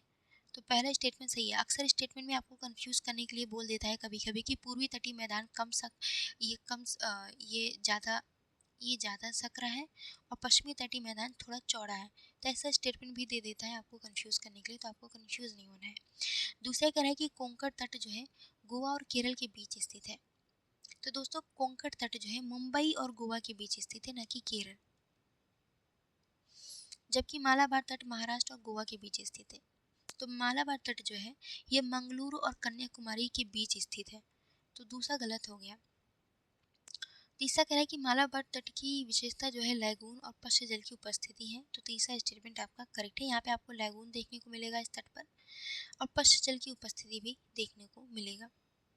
तो पहला और तीसरा आपका अच्छा, चौथा स्टेटमेंट भी है। पश्चिमी तटीय मैदानों में नदियों के उच्च अवसाद भार के कारण ज्वारानुमुद का अभाव होता है। आप लोग देखेंगे पश्चिमी तटीय मैदानों में ज्वारानुमुद पाए जाते हैं, यानी कि एस्चुरी पाए जाते हैं, एस्चुरी, ठीक है, एस्चुरी पाए जाते हैं। यानी कि यहाँ पे आप लोग देखेंगे कि नदियों का अवसाद यहाँ कम इकट्ठा हो पाता है पश्चिमी तटीय मैदानों में। एक तो नदियाँ कम प्रवाहित होती हैं और बहुत ही कम मार्ग तय करके यहाँ पे पहुँचती हैं, तो इसलिए नदियों में बहुत ही कम अवसाद हो पाते हैं। तो यहाँ पे आप लोग देखेंगे कि उच्च अवसादन नहीं हो पाता है पश्चिमी तटीय मैदान में, बहुत ही कम अवसादन होता है। तो यहाँ पे ज्वारानुमुद पाए जाते हैं। और पूर्वी तटीय मैदान की अगर हम बात करें तो यहाँ पे नदियाँ बहुत ज़्यादा प्रवाहित होकर के बंगाल की खाड़ी में आके गिरती है, तो अपने साथ अवसाद ले आती हैं। तो अवसाद ज़्यादा ले आने की वजह से इधर आप लोग देखेंगे पूर्वी तटीय मैदानों के पास आपको डेल्टा देखने को मिलेगा, ठीक है। तो चौथा भी आपका गलत है, चौथा गलत है और इसके साथ ही आपका दूसरा स्टेटमेंट गलत था। करेक्ट आंसर आपका ऑप्शन ही हो जाएगा। अगला है सुनामी के संदर्भ में निम्नलिखित कथनों पर विचार कीजिए। पहला कथन कह रहा है कि सुनामी तरंगों की तरंगदैर्घ्य लघु होती है और तट के निकट पहुंचते समय उनकी ऊर्जा शीघ्र समाप्त हो जाती है। अगर ऐसा होता कि सुनामी जो है इनकी तरंगे छोटी तो होती नहीं है, बड़ी होती हैं, दीर्घ होती हैं और ये तट के पास पहुंचते ही क्या इनकी ऊर्जा समाप्त हो जाएगी? अगर इनकी ऊर्जा समाप्त हो जाती तो शायद जो इतना बड़ा सुनामी आया था, इतने बड़ा जो तबाही मचाया था, वो नहीं होता। तो बेसिक कॉन्सेप्ट में लगाओ भाई, पहला तो स्टेटमेंट गलत होगा कि भाई तट पे आके तुरंत समाप्त थोड़े हो जाएगा, कैसा हो जाएगा? कोई वहाँ पे कोई पावरफुल इंसान तो है नहीं या फिर कोई पावरफुल चीज़ है नहीं कि ऐसा कोई बहुत बड़ा वहाँ पे शक्ति प्रदान है तटों को कि जैसे ही यहाँ पे सुनामी आएगा उसको मैं रोक दूंगा। नहीं, सुनामी आता है, अच्छी खासी तबाही करता है, समाप्त नहीं होता है। दूसरा कह रहा है कि प्रविष्टन क्षेत्र के निकट स्थित तटीय क्षेत्र सुनामी के प्रति अधिक सुभेद्य होते हैं, तो ये दूसरा स्टेटमेंट सही है। करेक्ट आंसर हो जाएगा आपका ऑप्शन बी। अगला है कथन एक। कथन एक कह रहा है कि मध्य अक्षांशों में विपरीत वायु राशियों के मिलने से मुख्यतः वाताग्र के निर्माण के माध्यम से मौसम में अचानक परिवर्तन आ जाता है। देखो, मध्य अक्षांशों में क्या होता है कि एक तरफ से विषुवत रेखा के इधर से एक गर्म वायु राशि जाती है और उधर ध्रुवों की तरफ से एक ठंडी वायु राशि आती है। तो जब ये ठंडी और गर्म वायु राशि मिलती है तो यहाँ पे बनता है वाताग्र, ठीक है। गर्म वायु राशि जो होती है ऊपर उठ जाती है, ठंडी वायु राशि नीचे आ जाती है। तो यहाँ पे जो एक संक्रमण जोन बनता है, यही पे इसी को वाताग्र कहते हैं। और गर्म वायु और राशि ऊपर उठती है तो ऐसे में क्या होता है कि भाई यहाँ पे वर्षा बहुत ज़्यादा आता है, वर्षा बहुत होती है और मौसम में अचानक परिवर्तन आ जाता है। तो पहला स्टेटमेंट आपका करेक्ट है। दूसरा कह रहा है कि वाताग्र विभिन्न वायु राशियों के बीच सीमा क्षेत्र होते हैं तथा तापमान तथा वायु दाब में तीव्र अंतर से चिन्हित होते हैं, जिसके कारण वायु ऊपर उठती है और मेघ निर्मित करता है और वर्षा होती है। तो जैसा कि हमने अभी आपको बताया कि जब ठंडी वायु राशि और गर्म वायु राशि मिलते हैं तो आपको पता है कि भारी चीज़ नीचे की तरफ बैठेगा और हल्की चीज़ ऊपर की तरफ जाएगा। तो गर्म वायु राशि ऊपर जाती है, जब गर्म वायु राशि ऊपर जाती है तो धीरे धीरे ऊपर जा करके ये ठंडी होती है, ठंडी होकर ये मेघ बनते हैं, फिर बारिश होती है, तो ये प्रक्रिया होती है, ठीक है। तीसरा कह रहा है कि जब घर्षण का प्रभाव नहीं होता है और दाब प्रवणता बल कोरियालिस बल द्वारा संतुलित होता है, तब पवन समदाब रेखाओं के समानांतर प्रवाहित होता है। इसे भूविक्षेपी पवन कहा जाता है। अच्छा देखो, कोरियालिस बल नहीं होता तो क्या होता कि अगर देखो हमेशा जो पवनें होती हैं हाई प्रेशर से लो प्रेशर की ओर चलती हैं। तो मान लो नॉर्थ पोल में हाई प्रेशर है, साउथ पोल इधर विषुवत रेखा किधर लो प्रेशर है, तो इधर से पवनें किधर की तरफ चलेंगी, इधर चलेंगी, ठीक है। तो हमेशा सिर्फ अगर कोरियालिस फोर्स नहीं होता तो क्या होता है, ऐसे उत्तर से दक्षिण की ओर पवनें चलती। लेकिन क्योंकि समताप रेखाएं हैं और क्योंकि कोरियालिस बल है, कोरियालिस बल की वजह से क्या होता है कि ये पवनें जो है पृथ्वी घूर्णन कर रही होती है, तो पश्चिम से पूर्व की ओर पृथ्वी घूर्णन कर रही होती है, तो इसी को कोरियालिस बल कहते हैं। तो इसकी वजह से क्या होगा, कोरियालिस बल फोर्स लगाएगा, ठीक है, अपनी तरफ से फोर्स लगाने की कोशिश करेगा और इसके पवनों की दिशा को परिवर्तित करने की कोशिश करेगा, तो इसको मोड़ देता है, ठीक है। इसी को क्या कहते हैं, यानी कि कोरियालिस बल ऐसे चल रहा होता है और ये पवने जो है इस तरफ से आ रही होती हैं, यानी ये इधर की तरफ आ रहा होता है हाई प्रेशर से लो प्रेशर की ओर। तो कोरियालिस बल क्या करेगा कि इसको अपने समानांतर कर देगा, ऐसे चलने लगेगा। ठीक है, तो यहाँ पे ये तीसरा स्टेटमेंट यही कह रहा है। और आपको पता होगा कि जब दाब दाब प्रवणता जितना ज़्यादा होता है, पवन की गति उतनी ही तीव्र होती है, यानी दाब में जितना ज़्यादा अंतर होगा उतना ही ज़्यादा इसकी गति में तीव्रता देखने को मिलेगी। तो यहाँ पे तीसरा स्टेटमेंट आपका करेक्ट हो जाएगा।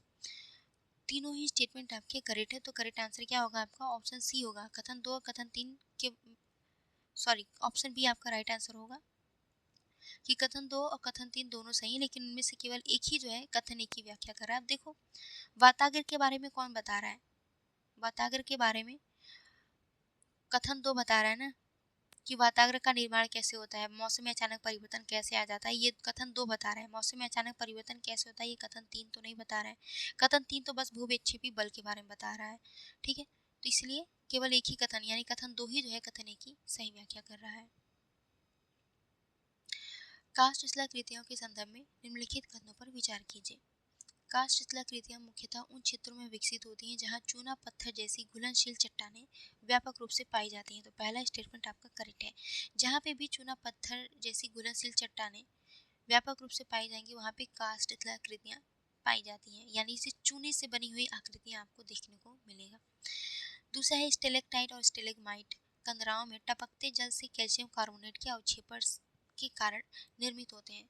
देखो ऐसे में क्या होता है कि जब चूना पत्थर जो है पानी के संपर्क में आते हैं, तो ऐसे में धरातल के नीचे जैसे मान लो यहाँ पे बहुत सारे चट्टान हैं, चूने के चट्टान हैं, तो जब पानी रिस रिस के अंदर आता है तो ऐसे में क्या होता है कि कार्बोनेट घुलने लगते हैं, घुल करके वो ऐसे ऐसे टपक टपक के कुछ स्ट्रक्चर बना लेते हैं।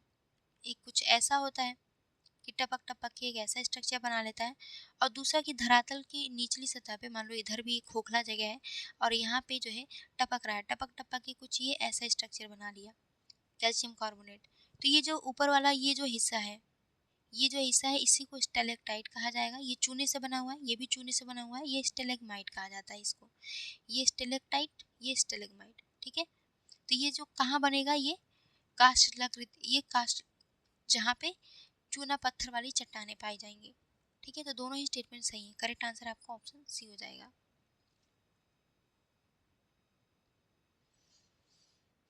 अगला है वायु जनित भू आकृतियों के संदर्भ में निम्नलिखित कथनों पर विचार कीजिए। देखो हमारे पृथ्वी पर कुछ बाह्य बल भी लगता है, जैसे आंतरिक बल होता है कि भूकंप आ रहा है, ज्वालामुखी आ रहा है, प्लेटों का संचलन हो रहा है। इसी तरीके से हमारे वायुमंडल में भी कुछ ऐसे कारक होते हैं जो हमारे पृथ्वी के धरातल को बदलने का प्रयास करते हैं, पृथ्वी के धरातल पर बल लगाने का प्रयास करते हैं।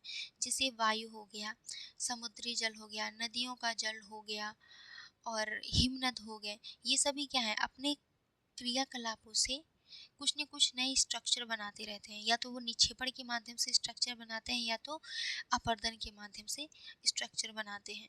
तो उन स्ट्रक्चरों को हमारे जो पुरातत्व हमारे जो ये भूगोलवेत्ता रहे हैं उनको अलग अलग नाम दिया है।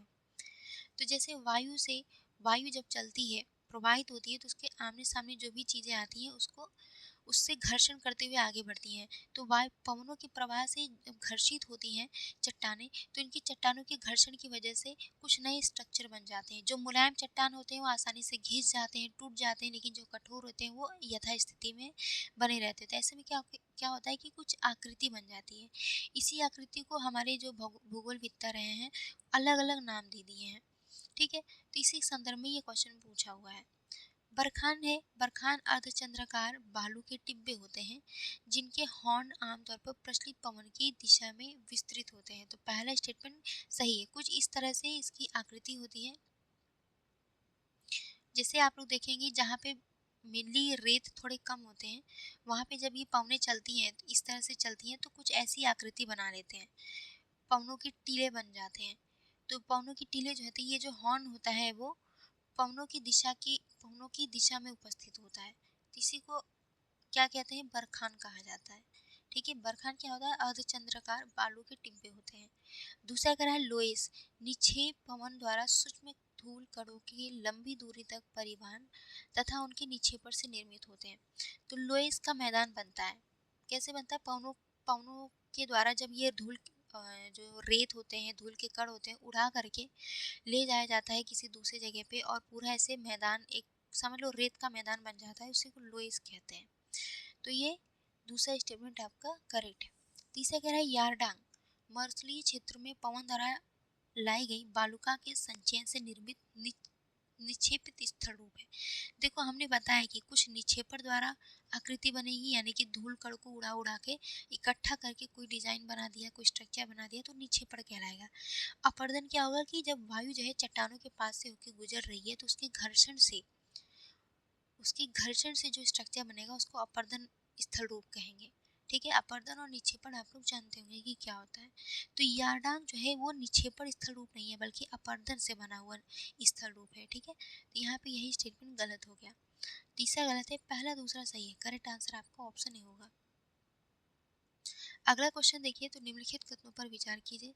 पहला कथन कह रहा है कि मैग्नीज नोड्यूल को सामरिक खनिजों के प्रमुख संभावित स्रोत के रूप में जाना जाता है। तो पहला स्टेटमेंट सही है, ये इंपॉर्टेंट है, यूपीएससी का फेवरेट टॉपिक है। दूसरा कह रहा है कि मैग्नीज नोड्यूल मुख्यतः गहन महासागरीय आधार स्थल पर पाए जाते हैं।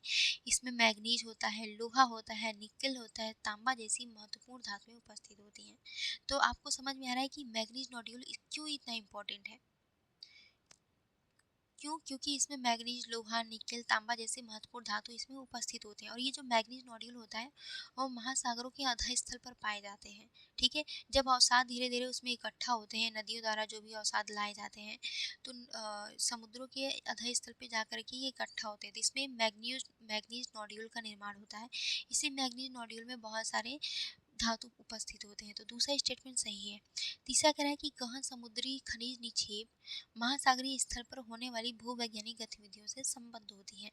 तो तीसरा स्टेटमेंट भी सही है, लेकिन हमें क्या ये जो तीसरा स्टेटमेंट है क्या ये चीज़ें एक्सप्लेन कर रहा है कि हाँ मैग्नीज नोड्यूल सामरिक खनिजों के लिए प्रमुख संभावित स्रोत के रूप में जाना जाता है?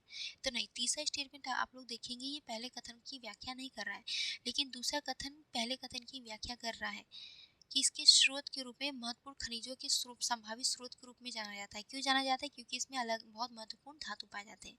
लेकिन तीसरा इस चीज़ को एक्सप्लेन नहीं कर रहा है, बस तीसरा स्टेटमेंट बस करेक्ट है। तब हम लोग आंसर क्या करेंगे ऑप्शन में? आंसर ये करेंगे कि कथन दूसरा और कथन तीसरा नहीं, दोनों ही सही हैं।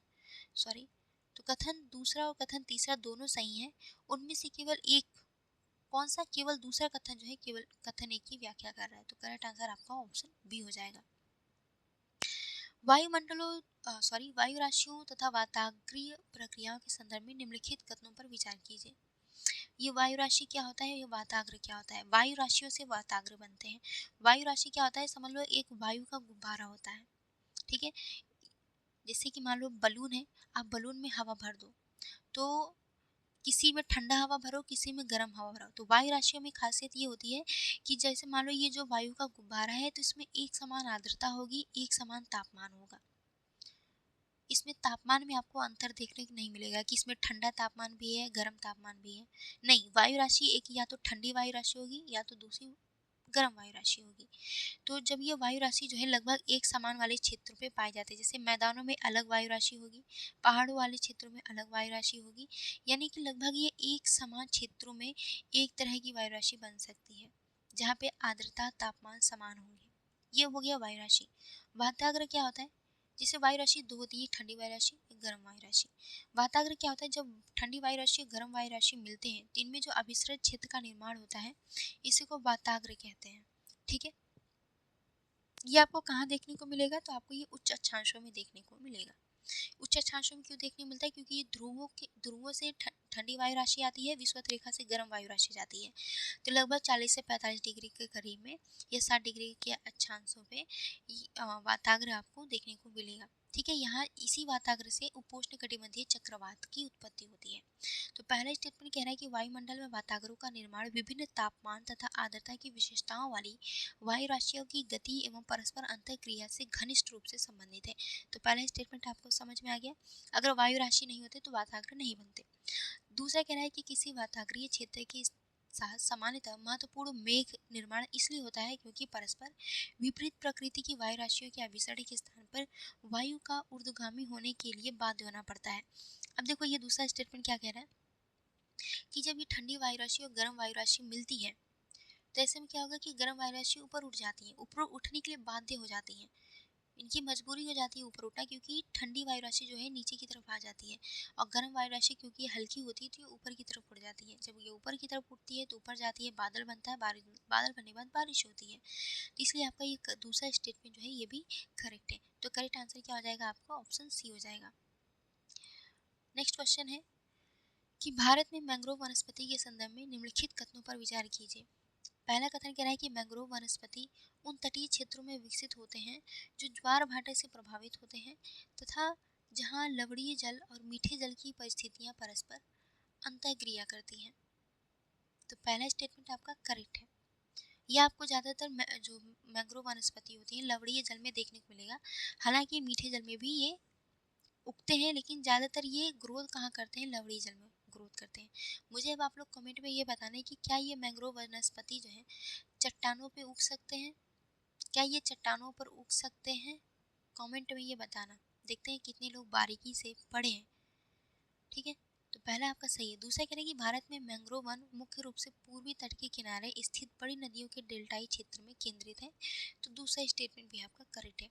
तीसरा कह रहा है कि मैंग्रोव पौधों की जड़ प्रणाली ज्वारीय क्षेत्र में अवसादों को अवरोधित कर तटीय स्थिरता में प्रदान करता है। देखो मैंग्रोव वन एक तो ये क्या करता है? विभिन्न जीवों का आवास प्रदान करता है। इसके साथ ही क्योंकि ये तटों के किनारे होते हैं तो जो भी सुनामी या समुद्री लहरें होती हैं इससे इसके प्रभाव को जो है मैंग्रोव वन जो है कम कर देते हैं। लहरों के प्रभाव को कम कर देते हैं, अंदर तक एंटर नहीं करने देते। अगर ये नहीं होते तो शायद जो तटीय क्षेत्र है, तटीय इलाका है, वो लहरों से हमेशा प्रभावित रहते और काफ़ी हानि होती। ठीक है, तो तीसरा भी स्टेटमेंट आपका सही है। करेक्ट आंसर आपका ऑप्शन डी हो जाएगा। अगला क्वेश्चन देखिए दोस्तों, अगर आपको इस टेस्ट पेपर का पीडीएफ चाहिए तो पीडीएफ का लिंक कमेंट बॉक्स में दिया गया है। टेस्ट सीरीज नाम से भी एक लिंक है, आप टेस्ट सीरीज नाम के लिंक पे क्लिक करेंगे तो आपको अलग अलग इंस्टीट्यूट के टेस्ट पेपर की पीडीएफ आपको पीडीएफ दिखेगा। आप किसी भी इंस्टीट्यूट पे क्लिक करके पीडीएफ डाउनलोड कर सकते हैं। बहुत ही मिनिमम प्राइस में आपको पीडीएफ मिल जाएगा। ठीक है, हिंदी और इंग्लिश दोनों माध्यमों में मिलेगा और विथ एक्सप्लेनेशन मिलेगा। अगला क्वेश्चन देखिए, मृदा निर्माण तथा मृदा परिच्छेदिका के संदर्भ में निम्नलिखित कथनों पर विचार कीजिए। ओके, पहला कथन कह रहा है कि मृदा निर्माण पर मृदा शैल, जलवायु, स्थलाकृति, जीव जंतु तथा समय जैसे कारकों का प्रभाव पड़ता है। तो पहला स्टेटमेंट सही है। मृदा बनते कैसे है? जो पेरेंट रॉक होते हैं, जो चट्टानें होती हैं, उनके अपरदन से,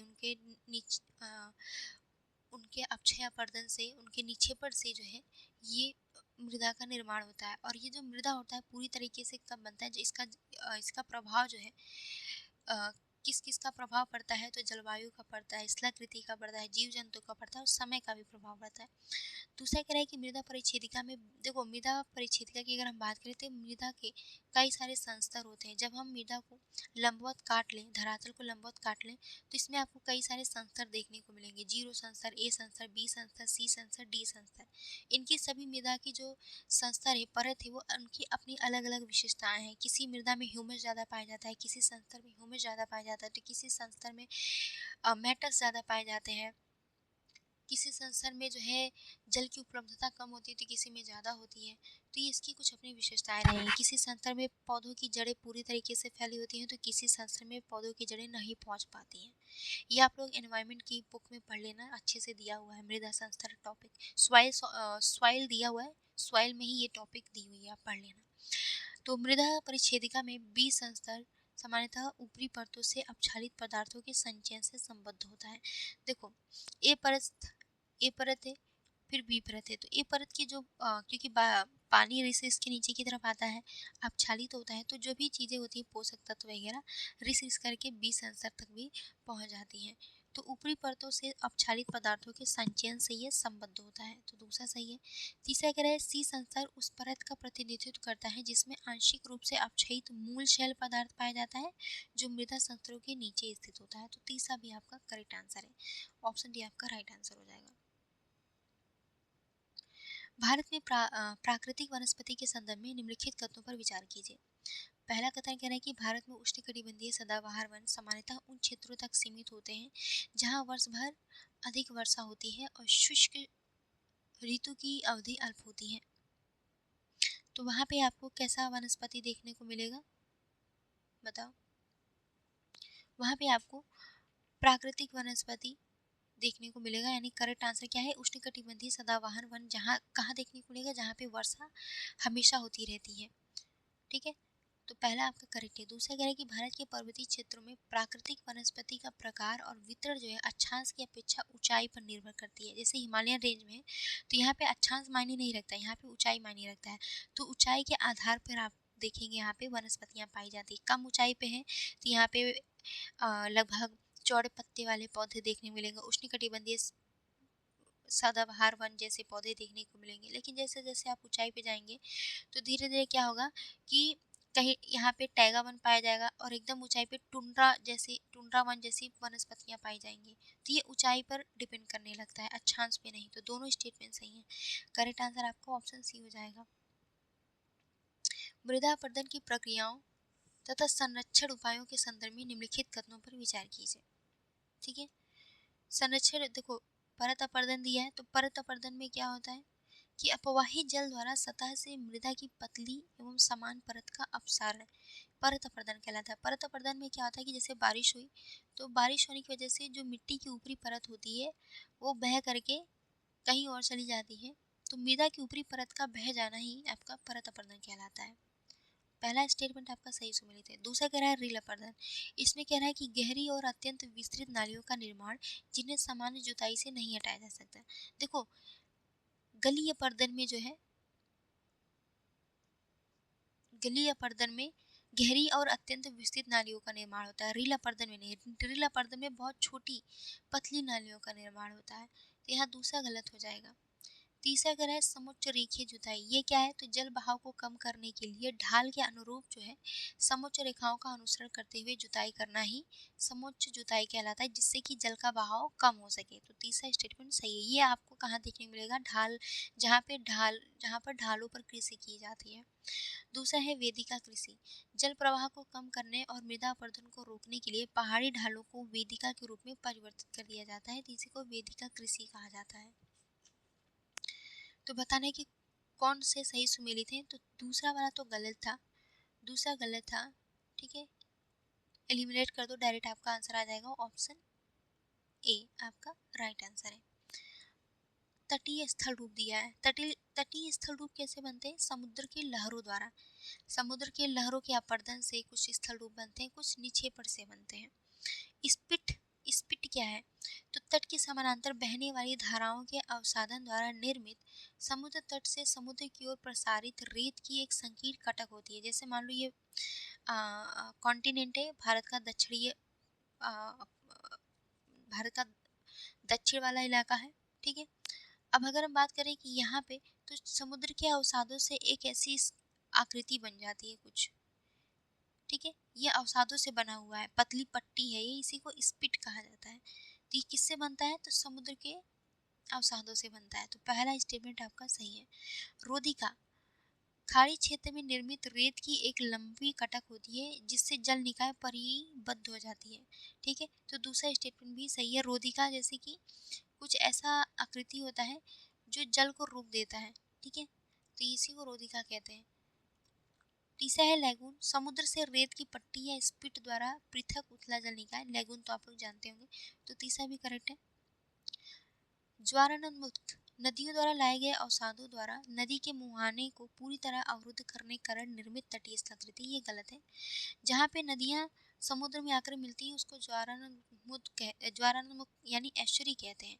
यहाँ पे अवसाद ज़्यादा नहीं होते। यहाँ पे कह रहा है कि अवसादों द्वारा नदी के मुहाने को पूरी तरीके से बंद कर दिया जाता, तो ऐसा नहीं है। हल्के फुल्के अवसाद होते हैं, बाद में समुद्र के लहरों द्वारा इन अवसादों को आगे की तरफ ले जाया जाता है, बाद में ये जाके तली में इकट्ठे हो जाते हैं।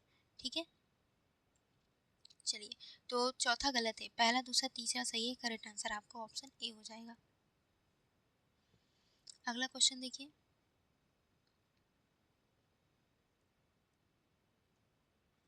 अगला क्वेश्चन है निम्नलिखित में से कौन से आर्द्रभूमि के प्राकृतिक कार्य हैं? सतही एवं भूजल को संग्रहित कर धीरे धीरे मुक्त करके बाढ़ विनियमन। बताना है कि कौन कौन से आर्द्रभूमि के प्राकृतिक कार्य हैं, तो पहला स्टेटमेंट आपका सही है। दूसरा कह रहा है कि जलवायु विनियमन में योगदान देने वाला कार्बन संग्रहण, ये भी जो है आर्द्रभूमि के प्राकृतिक कार्य हैं। तीसरा कह रहा है कि खाद्य जाल का आधार बनाते हुए प्राथमिक उत्पादकता एवं पोषण चक्र करना, तीसरा भी है। चौथा कह रहा है कि बड़े बांधों के माध्यम से जल विद्युत उत्पादन। अब भाई आर्द्रभूमि का ये काम नहीं है, ठीक है, आर्द्रभूमि जल विद्युत उत्पादन थोड़ी ना करेगा। चौथा एलिमिनेट कर दो। इतना ही अगर आप कर लिए होते तो आपका आंसर इजीली निकल आ जाता। तो आपका करेक्ट आंसर क्या हो जाएगा? Option A. और जो ये आर्द्रभूमि होते हैं फिल्ट्रेशन का भी काम करते हैं, निस्यंदन का भी काम करते हैं, ये जल को शुद्ध करने का काम करते हैं। तो पांचवा आपका करेक्ट है। चलिए अगला देखिए, निम्नलिखित में से कौन से प्रवाल भित्ति कोरल रीफ पारिस्थितिक तंत्र के लिए प्रमुख खतरे हैं? ठीक है, कोरल रीफ पारिस्थितिक तंत्र के लिए खतरे का काम करते हैं कौन कौन से? तो भाई अतिमत्स्यन है, महासागरीय अम्लीकरण है, भू आधारित गतिविधियों से अवसादन और पोषक तत्वों का अपवाह है, तटीय क्षेत्रों में सतत जलीय कृषि पद्धतियां। भाई सतत जलीय कृषि पद्धतियां ये कोरल रीफ के लिए खतरा उत्पन्न नहीं करता है। तो चौथा नहीं होगा। चौथा नहीं होगा तो एलिमिनेट कर दो। ठीक है, ये दो हो गए। अब देखो, समुद्र सतह के तापमान में वृद्धि। समुद्र सतह के तापमान वृद्धि से कोरल रीफ प्रभावित होता है, इन पर संकट आ जाती है। तो पांचवा आपका सही है, तो यानी करेक्ट आंसर आपका ऑप्शन बी हो जाएगा। चलो, झील दिया है और वर्गीकरण। वुलर झील के संदर्भ में कह रहा है कि ये एशिया की सबसे बड़ी अलवणीय झील है, जो हरमुख पर्वत की तलहटी में स्थित है। तो दोस्तों, ये एशिया की दूसरी सबसे बड़ी झील है। ठीक है, एशिया की दूसरी सबसे बड़ी अलवणीय झील है। यहाँ पे दूसरा गलत हो जाएगा, पहला गलत हो जाएगा। दूसरा कह रहा है कोलेरू झील। इसमें कह रहा है कृष्णा और गोदावरी डेल्टा के बीच स्थित एक खारे जल का लैगून है। तो भाई ये खारे जल का लैगून नहीं है, ये मीठे जल का लैगून है। तो यहाँ पे दूसरा भी आपका गलत हो गया। ये भारत की सबसे बड़ी मीठे पानी की झील है। लोकटक झील ये पूर्वोत्तर भारत की सबसे बड़ी मीठे पानी की झील है, जो फुमडी नामक तैरते हुए वनस्पति द्रव्यमानों के लिए जानी जाती है। तो तीसरा स्टेटमेंट आपका सही है। ठीक है, यहाँ पर ही जो है लोकटक झील में ही केवबुल लामजाओ राष्ट्रीय उद्यान है। ये तैरता हुआ राष्ट्रीय उद्यान है, विश्व का एकमात्र तैरता हुआ राष्ट्रीय उद्यान है। ठीक है, तीसरा सही है, यानी केवल एक कथन सही है। करेक्ट आंसर आपका ऑप्शन ए हो जाएगा। तटीय प्लेसर खनिजों के संदर्भ में निम्नलिखित कथनों पर विचार कीजिए। तटीय प्लेसर खनिज, पहला स्टेटमेंट कह रहा है इल्मेनाइट, रूटाइल, टाइटेनियम के महत्वपूर्ण स्रोत हैं, जिसका उपयोग एरोस्पेस और रंजक उद्योगों में किया जाता है। तो पहला स्टेटमेंट सही है। तटीय प्लेसर निक्षेप क्या होता है? समुद्र में आप लोग देखेंगे तटों से नदियों द्वारा बहुत सारे अवसाद इकट्ठे किए जाते हैं, बहुत सारे निक्षेप पदार्थ निक्षेपित किए जाते हैं। तीसरे में होता है इल्मेनाइट, रूटाइल, टाइटेनियम। ये जो है प्रमुख स्रोत हैं, जिसका उपयोग एरोस्पेस और रंजक उद्योगों में किया जाता है। दूसरा है मोनोजाइट युक्त प्लेसर रेत, इसलिए महत्वपूर्ण है क्योंकि इसमें दुर्लभ मृदा तत्व और थोरियम पाए जाते हैं। तो दूसरा स्टेटमेंट भी सही है। जो मोनोजाइट युक्त प्लेसर रेत होता है, इस मोनोजाइट रेत में आप लोग को पता होगा कि इसमें थोरियम का भंडार पाया जाता है। तो दूसरा सही है। तीसरा है प्लेसर निक्षेप जो है जलीय पर्यावरणों में सघन रासायनिक रूप से प्रतिरोधी खनिज कणों के यांत्रिक संकेंद्र द्वारा निर्मित होते हैं। तो तीसरा भी आपका करेक्ट आंसर है। तीसरा भी आपका स्टेटमेंट सही होता है, यानी करेक्ट आंसर आपका ऑप्शन डी हो जाएगा। अगला क्वेश्चन देखिए, तो हिमनद दिया है और उनसे निकलने वाली नदी। सियाचिन ग्लेशियर से नुब्रा नदी निकलती है, नुब्रा नदी निकलती है, तो यहाँ पहला सही है। बोखरचू से सिंधु नदी निकलती है। चेमायुंग ग्लेशियर से इसमें कह रहा है कि घाघरा नदी। घाघरा नदी जो है ये मापचा चुंग हिमनद से निकलती है, मापचा चुंग। ठीक है, तीसरा गलत हो जाएगा। पूछा है कितने सही है? केवल दो सही है। Correct answer option B. अगला है निम्नलिखित कथनों पर विचार कीजिए। पहला कथन कह रहा है कि अपक्षय और अपरदन के कारण आग्नेय चट्टानें अवसादों में विघटित हो जाते हैं और बाद में यही अवसादी चट्टानों का रूप धारण कर लेते हैं। तो पहला स्टेटमेंट सही, बहुत बेसिक सा बात कह रहे हैं कि आग्नेय चट्टानों का अगर अपक्षय अपरदन होगा तो एक समय बाद जो है अवसादों के रूप में इकट्ठे हो जाते हैं, तो ये अवसादी चट्टान कहलाते हैं। जब इसी अवसादी चट्टानों में अगर उष्मा और दाब के कारण परिवर्तन होता है तो यही अवसादी चट्टान किसमें बदल जाता है? कायांतरित चट्टानों में। जैसे चूना पत्थर में अगर ताप में दाब में में परिवर्तन किया जाए, ठीक है, बहुत ज़्यादा दाब दिया जाए, बहुत ज़्यादा तापमान में उसको रखा जाए, तो ऐसे में क्या होगा कि वो चूना पत्थर क्या होगा, संगमरमर में बदल जाएगा। ठीक है, तो दोनों स्टेटमेंट सही है, करेक्ट आंसर आपका ऑप्शन सी हो जाएगा।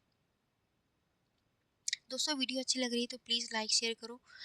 आप लोग हमारी वीडियोस को इतना पसंद करते हो, मुझे बहुत अच्छा लगता है, लेकिन जब आप लोग कमेंट नहीं करते हो, कोई रिस्पांस नहीं देते हो, तो फिर मैं डीमोटिवेट फील करती हूँ। फिर मुझे लगता है कि मैं क्या ही आप लोगों के लिए इतनी मेहनत करूँ, इतना एक्सप्लेन करूँ। अदरवाइज़ चाहे तो मैं डायरेक्ट बस आंसर बता के आगे निकल सकती हूँ, जैसे कि अदर लोग करते हैं। लेकिन हम लोग क्या करते हैं, कंटेंट तैयार करते हैं, इतनी मेहनत करते हैं आप लोग के लिए, लेकिन आप लोग को कि पता नहीं कोई रिस्पॉन्स ही नहीं करते हो, तो फिर हमें अच्छा नहीं लगता है। सच बता रही हूँ, हमने देखा है कि ऐसे बहुत सारी क्लासेस हैं जिस पर उतने अच्छे कंटेंट प्रोवाइड नहीं कराते हैं। बस वो है कि वो फीस वैल्यू उनकी ज़्यादा है, वो रील्स में ज़्यादा एक्टिव रहते हैं, तो बच्चे उनको देखते रहते हैं, तो उनको देखने की वजह से बच्चे उनकी जो यूज़लेस क्लास होती है उसको भी बड़े चाव से देखते हैं। लेकिन वही हम लोग इतना मेहनत करते हैं, इतना कंटेंट प्रिपेयर करके आपको समझाते हैं और आप लोग पसंद नहीं करते हो, तो इसी वजह से यही रीज़न है कि आप लोगों को जो अच्छा कंटेंट मिल रहा होता है वो कंटेंट फिर आपको नहीं मिल पाता है। फिर जब आप पसंद ही नहीं करोगे तो फिर हम लोग क्यों पढ़ाएंगे, मेहनत ही नहीं करेंगे फिर उतना। ऐसे ही कंटेंट प्रोवाइड करते रहेंगे, रील्स बनाने में एक्टिव रहेंगे, तरह तरह की कंट्रोवर्शियल बातें करेंगे, तब आप लोग इंटरेस्ट लेते हो। वहीं आपको जब अच्छी चीज़ें बताई जाती हैं तो आप बोरियत फील करने लगते हो, आपको अच्छी कंटेंट पसंद ही नहीं आती है। हाँ, अगर हम वही बहुत अलग अलग नेताओं के बारे में बोलें, उनकी मजाक उड़ाएं, तरह तरह की मुद्दा उठाते रहें, तो आप हमारी वीडियोस को बहुत चाव से देखोगे। लेकिन वही हम आपके लाभ के लिए, आपकी आपको सही डायरेक्शन देने के लिए इतना मेहनत करते हैं, तो आप लोग पसंद ही नहीं करते हो। तो हम लोग को भी डीमोटिवेशन फील होता है यार, कि इतनी मेहनत करते हैं हम लोग और कोई रिस्पांस नहीं आ रहा है, तो फिर हम लोग क्यों ही इतना फिर आगे इस मेहनत को कंटिन्यू रखें, बिना किसी प्रॉफिट के हम लोग इतना मेहनत कर रहे हैं, तो बुरा लगता है यार। चलो इस क्वेश्चन को ध्यान देखो, तो भारत के संविधान में आपातकालीन प्रावधानों के संबंध में निम्नलिखित कथनों पर विचार कीजिए। पहला कथन कह रहा है कि राष्ट्रीय आपातकाल की उद्घोषणा केवल मंत्रिपरिषद की लिखित सिफारिशों पर ही की जा सकती है तथा इसे संसद के दोनों सदनों के 1 माह के भीतर अनुमोदित किया जाना चाहिए। राष्ट्रीय आपातकाल अनुच्छेद 352 के तहत राष्ट्रीय आपातकाल की घोषणा की जाती है जब भारत में सशस्त्र विद्रोह या फिर किसी अन्य देश से युद्ध की स्थिति होती है, तो ऐसी स्थिति में राष्ट्रपति जो है राष्ट्रीय आपातकाल की घोषणा करता है। लेकिन राष्ट्रपति इसमें अपनी मनमानी नहीं कर सकता है। इसके लिए जब तक केंद्रीय मंत्रिमंडल लिखित सिफारिश न कर दे तब तक राष्ट्रपति इसकी घोषणा नहीं कर सकता। तो यहाँ पहला स्टेटमेंट सही है, और संसद के दोनों सदनों का 1 माह के भीतर अनुमोदन होना आवश्यक है। राष्ट्रीय आपातकाल के संदर्भ में 1 माह होता है, और बाकी राष्ट्रपति शासन हो गया या वित्तीय आपातकाल हो गया तो वहाँ पे 2 माह आता है। बहुत सारे बच्चे कंफ्यूज हो जाते हैं, तो आपको कंफ्यूजन नहीं हो रहा है। सोचो भारत में राष्ट्रीय आपातकाल की स्थिति आ गई है, उस सिचुएशन को हैंडल करना है और हम 2 महीने तक वेट नहीं, 2 महीने तक हमको वेट कराया जाए, तो सोचो ऐसी स्थिति में क्या होगा कि भारत की पूरी व्यवस्था जो है अस्त व्यस्त हो जाएगी। ठीक है, तो इसीलिए यहाँ पे 1 माह रह गया कि 1 माह में जो भी राष्ट्रीय आपातकाल की घोषणा करनी है तो कर दो, उसके बाद फिर सब कुछ जो है सेंट्रल गवर्नमेंट संभालेगा। ठीक है, तो यहाँ पे पहला स्टेटमेंट आपका सही है। दूसरा कह रहा है कि राष्ट्रपति शासन के दौरान संबंधित राज्य के उच्च न्यायालय की शक्तियाँ निलंबित कर दी जाती हैं और उनका प्रयोग राष्ट्रपति द्वारा किया जाता है। देखो, उच्च न्यायालय का और राष्ट्रपति शासन से कोई संबंध नहीं होता है। ठीक है, राष्ट्रपति शासन क्यों लाया जाता है कि जब कोई राज्य जो है संविधानों के प्रावधानों के अनुसार काम नहीं कर रहा होता है या फिर संसद द्वारा दिए गए निर्देशों के अनुसार काम नहीं कर रहा होता है, तो ऐसी स्थिति में राज्यपाल राष्ट्रपति को सिफारिश करता है कि भाई अब राज्य में तुम राष्ट्रपति शासन लागू करो। ठीक है, अनुच्छेद 356 के तहत जब राज्य जो है संविधान के प्रावधानों के अनुसार काम नहीं करता है तब राष्ट्रपति शासन लगता है, और जब राज्य संसद द्वारा दिए गए निर्देशों के अनुसार काम नहीं करता है तो अनुच्छेद 365 के तहत राज्य में राष्ट्रपति शासन लागू होता है। तो देखो राज्य के कर्तव्यों को, ठीक है, यहाँ पे क्या होता है कि राज्य विधानमंडल को निलंबित कर दिया जाता है। उच्च न्यायालय ये न्यायपालिका का काम है, न्यायपालिका का इससे कोई संबंध नहीं होता है। हमेशा आपको स्टेटमेंट में कंफ्यूज करने के लिए ये चीज़ दे देता है, तो ये नहीं होता है भाई। अगर न्यायपालिका को निलंबित कर दिया जाएगा तो फिर ये न्यायिक काम करेगा कौन, और फिर वैसे भी न्यायपालिका काम विधानपालिका से अलग होता है। ठीक है, दोनों एक दूसरे के काम में हस्तक्षेप नहीं करते हैं, तो दूसरा स्टेटमेंट गलत हो जाएगा। तीसरा कह रहा है कि वित्तीय आपातकाल के दौरान राष्ट्रपति केंद्र या किसी राज्य में सेवारत व्यक्तियों के वेतन भत्तों में कमी करने का निर्देश दे सकता है, जिसमें सर्वोच्च न्यायालय और उच्च न्यायालय के न्यायाधीश शामिल होते हैं। तो बताइए कि क्या ये स्टेटमेंट सही है? तो तीसरा स्टेटमेंट आपका सही है भाई। अगर वित्तीय आपातकाल आ गया तो ऐसी स्थिति में ये कदम उठाया जा सकता है कि लोगों के जो जितने भी सर्विस में लोग हैं उनके वेतन भत्तों में कमी की जा सकती है। साथ में सर्वोच्च न्यायालय हो गया या उच्च न्यायालय हो गया, उनके न्यायाधीशों के वेतन में भी ऐसा किया जा सकता है। ठीक है। चौथा कह रहा है कि राष्ट्रपति शासन की अधिकतम अवधि तीन वर्ष हो सकती है, जो निर्धारित संवैधानिक शर्तों के अधीन होती है। तो बिल्कुल चौथा स्टेटमेंट आपका करेक्ट है। तो आंसर क्या हो जाएगा? पहला, तीसरा और चौथा। अगला देखो, भारतीय संविधान के अंतर्गत केंद्र और राज्यों के बीच विधायी संबंधों के संदर्भ में निम्नलिखित कथनों पर विचार कीजिए। पहला कथन कह रहा है कि संघ सूची में वर्णित विषयों के संबंध में विधि निर्माण के विशेषाधिकार जो है संसद के पास होती है। तो संघ सूची से संबंधित विषयों पर कानून कौन बनाएगा भाई? संसद बनाएगा। बेसिक सी बात है। पहला स्टेटमेंट आपका करेक्ट है। समवर्ती सूची के किसी विषय पर केंद्रीय कानून और राज्य कानून के बीच असंगति होने की स्थिति में यदि राज्य कानून को राष्ट्रपति ने स्वीकृति दे दिया है तो राज्य कानून संबद्ध राज्य में अभिभावी होगा। तो दूसरा स्टेटमेंट भी सही है। यानी समवर्ती सूची में क्या होता है कि संसद भी कानून बना सकता है और राज्य भी बना सकता है। अगर राज्य ने बना दिया है कानून, राज्य ने कानून बनाया है और संसद ने बनाया है, तो अभिभावी जो है प्रभावी संसद का कानून होता है। लेकिन एक स्थिति ऐसी भी होती है कि अगर राज्य द्वारा बनाए गए कानून को राष्ट्रपति ने स्वीकृति दे दी गई है, राष्ट्रपति ने स्वीकृति दे दी है, तो ऐसी स्थिति में उस राज्य में जो है राज्य द्वारा बनाए गए कानून ही प्रभावी होगा। ठीक है। तो दूसरा स्टेटमेंट भी सही है। तीसरा कह रहा है कि संसद जो है राज्य सूची के किसी विषय पर कानून बना सकती है यदि राज्यसभा राष्ट्रीय हित में उपस्थित और मतदान करने वाले सदस्यों के कम से कम 2/3 बहुमत द्वारा इससे संबंधित एक प्रस्ताव पारित कर दे। तो तीसरा स्टेटमेंट भी आपका सही है कि भाई संसद जो है राज्य सूची के विषयों पर भी कानून बना सकता है। ऐसे 3-4 कंडीशन है जिन स्थितियों में संसद राज्य सूची पे कानून बनाएगा। अब ये कौन कौन सी स्थिति है लक्ष्मीकांत में दी हुई है, आप लोग डिटेल में एक बार पढ़ लेना, वहाँ पे आपका रिवीजन हो जाएगा। ओके। तो तीनों स्टेटमेंट सही है। करेक्ट आंसर आपका ऑप्शन डी हो जाएगा। अगला है निम्नलिखित कथनों पर विचार कीजिए। पहला कथन कह रहा है कि वित्त आयोग केंद्र और राज्यों के बीच करों से प्राप्त शुद्ध राजस्व के वितरण की सिफारिश करता है। तो पहला स्टेटमेंट सही है। दूसरा कह रहा है कि वित्त आयोग एक संवैधानिक निकाय है जिसकी सिफारिशें केंद्र सरकार के लिए बाध्यकारी होता है। देखो, वित्त आयोग एक संवैधानिक निकाय है, अनुच्छेद 280 के तहत इसका गठन होता है। तो पहला ये तो इतना सही है, लेकिन ये कह रहा है कि ये जो सिफारिशें करता है इसकी सिफारिशें केंद्र सरकार के लिए बाध्यकारी होती है, यानी कि केंद्र सरकार इसकी सिफारिशों को मानने के लिए बाध्य होता है। तो ऐसा नहीं है, ये गलत है। बाध्यकारी नहीं होता है, इसकी सिफारिशें ओनली सलाहकारी होती हैं। केंद्र सरकार या राज्य सरकार की मर्जी इसकी बात को माने या ना माने। तो यहाँ दूसरा गलत है, पहला सही है। यानी करेक्ट आंसर आपका ऑप्शन सी हो जाएगा। अगला है निम्नलिखित कथनों पर विचार कीजिए। पहला कथन कह रहा है कि भारत के राष्ट्रपति धन विधेयक को संसद के पुनर्विचार के लिए वापस भेज सकता है। तो नहीं भेज सकता, बेसिक सी बात है भाई। इतना तो सब लोग जितने भी सिविल सर्विसेज की तैयारी करने वाले बच्चे होंगे ये सब जानते होंगे, तो मुझे नहीं लगता कि इसमें कुछ बताने की जरूरत है। दूसरा कह रहा है कि राष्ट्रपति किसी संविधान संशोधन विधेयक को संसद के पुनर्विचार के लिए वापस भेज सकता है। तो नहीं भेज सकता है। देखो, धन विधेयक के संदर्भ में भी राष्ट्रपति पुनर्विचार के लिए विधेयक को सदन में वापस नहीं भेज सकता, ना ही तो संविधान संशोधन जैसे विधेयकों को पुनर्विचार के लिए वापस भेज सकता है। तो दोनों कंडीशन में नहीं भेज सकता। तीसरा कह रहा है कि राष्ट्रपति इस आधार विधेयक के संबंध में पॉकेट वीटो का प्रयोग कर सकता है। तो हाँ, तीसरा स्टेटमेंट आपका सही है। करेक्ट आंसर आपका ऑप्शन ए हो जाएगा। बहुमत का प्रकार दिया है और अर्थ दिया है। साधारण बहुमत में क्या होता है, उपस्थित एवं मतदान करने वाले सदस्यों का बहुमत होता है। तो पहला स्टेटमेंट सही है। दूसरा कह रहा है कि पूर्ण बहुमत सदन की कुल सदस्यता का बहुमत होता है, पूर्ण बहुमत कहलाता है।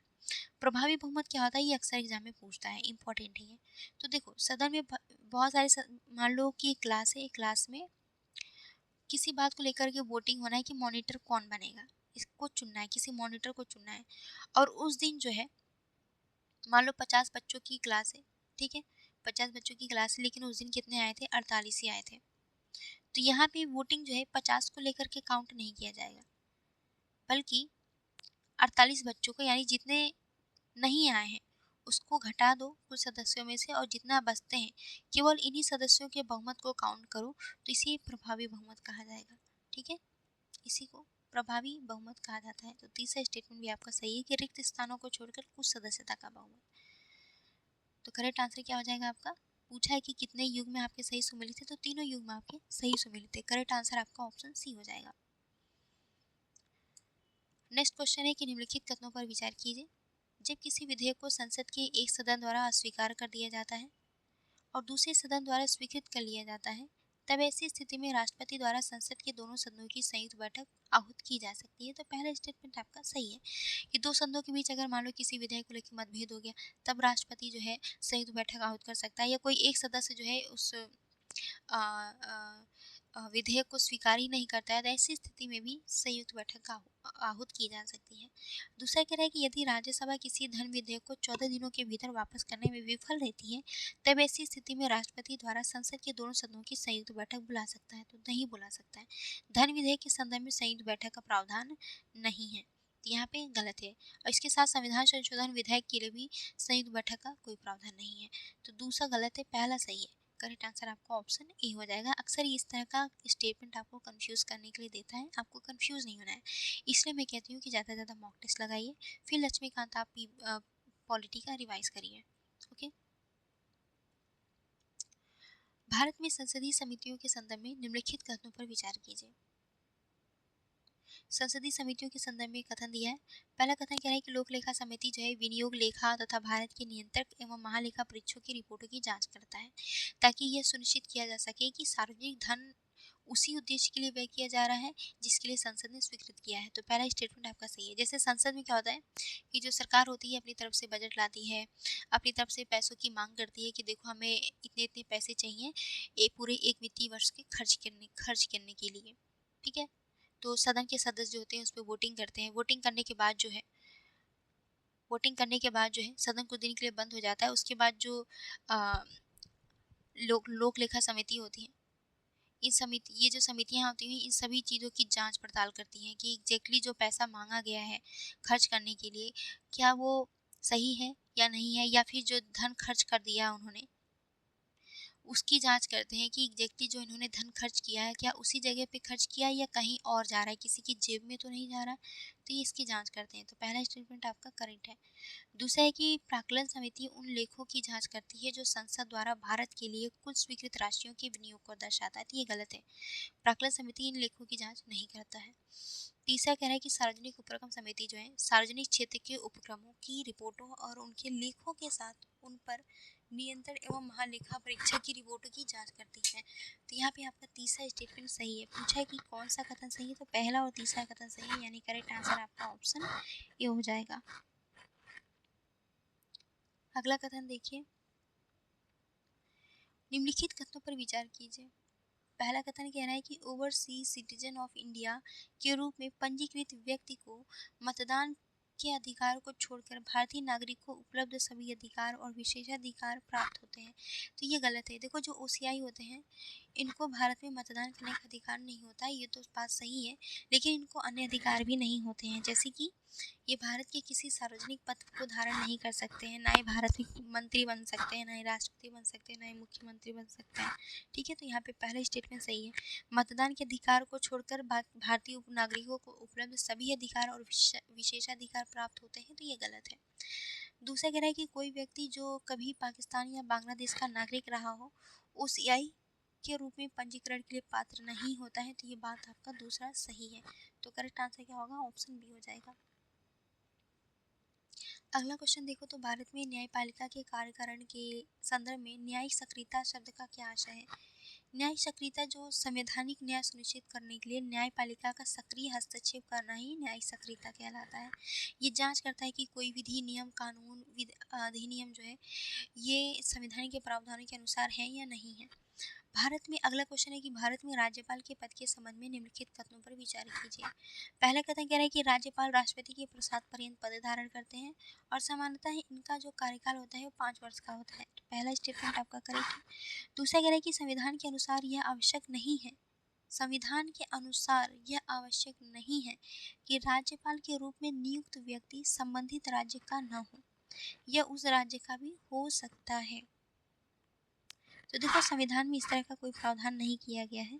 ये कह रहा है कि संविधान के अनुसार, जब भी स्टेटमेंट में ये है कि संविधान के अनुसार, तो अक्सर ये चांस होता है कि वो स्टेटमेंट गलत है।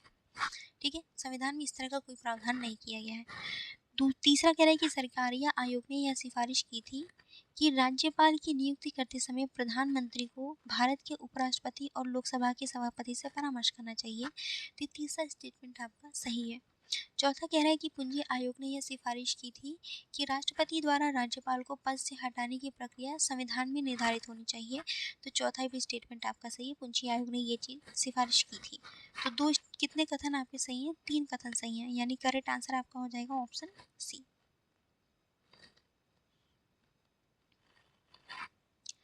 अगला क्वेश्चन है, राज्यों में विधायी प्रक्रिया के संदर्भ में निम्नलिखित में से किस विधेयक को राज्यपाल द्वारा अनिवार्य रूप से भारत के राष्ट्रपति के विचार के लिए सुरक्षित रखा जाना चाहिए?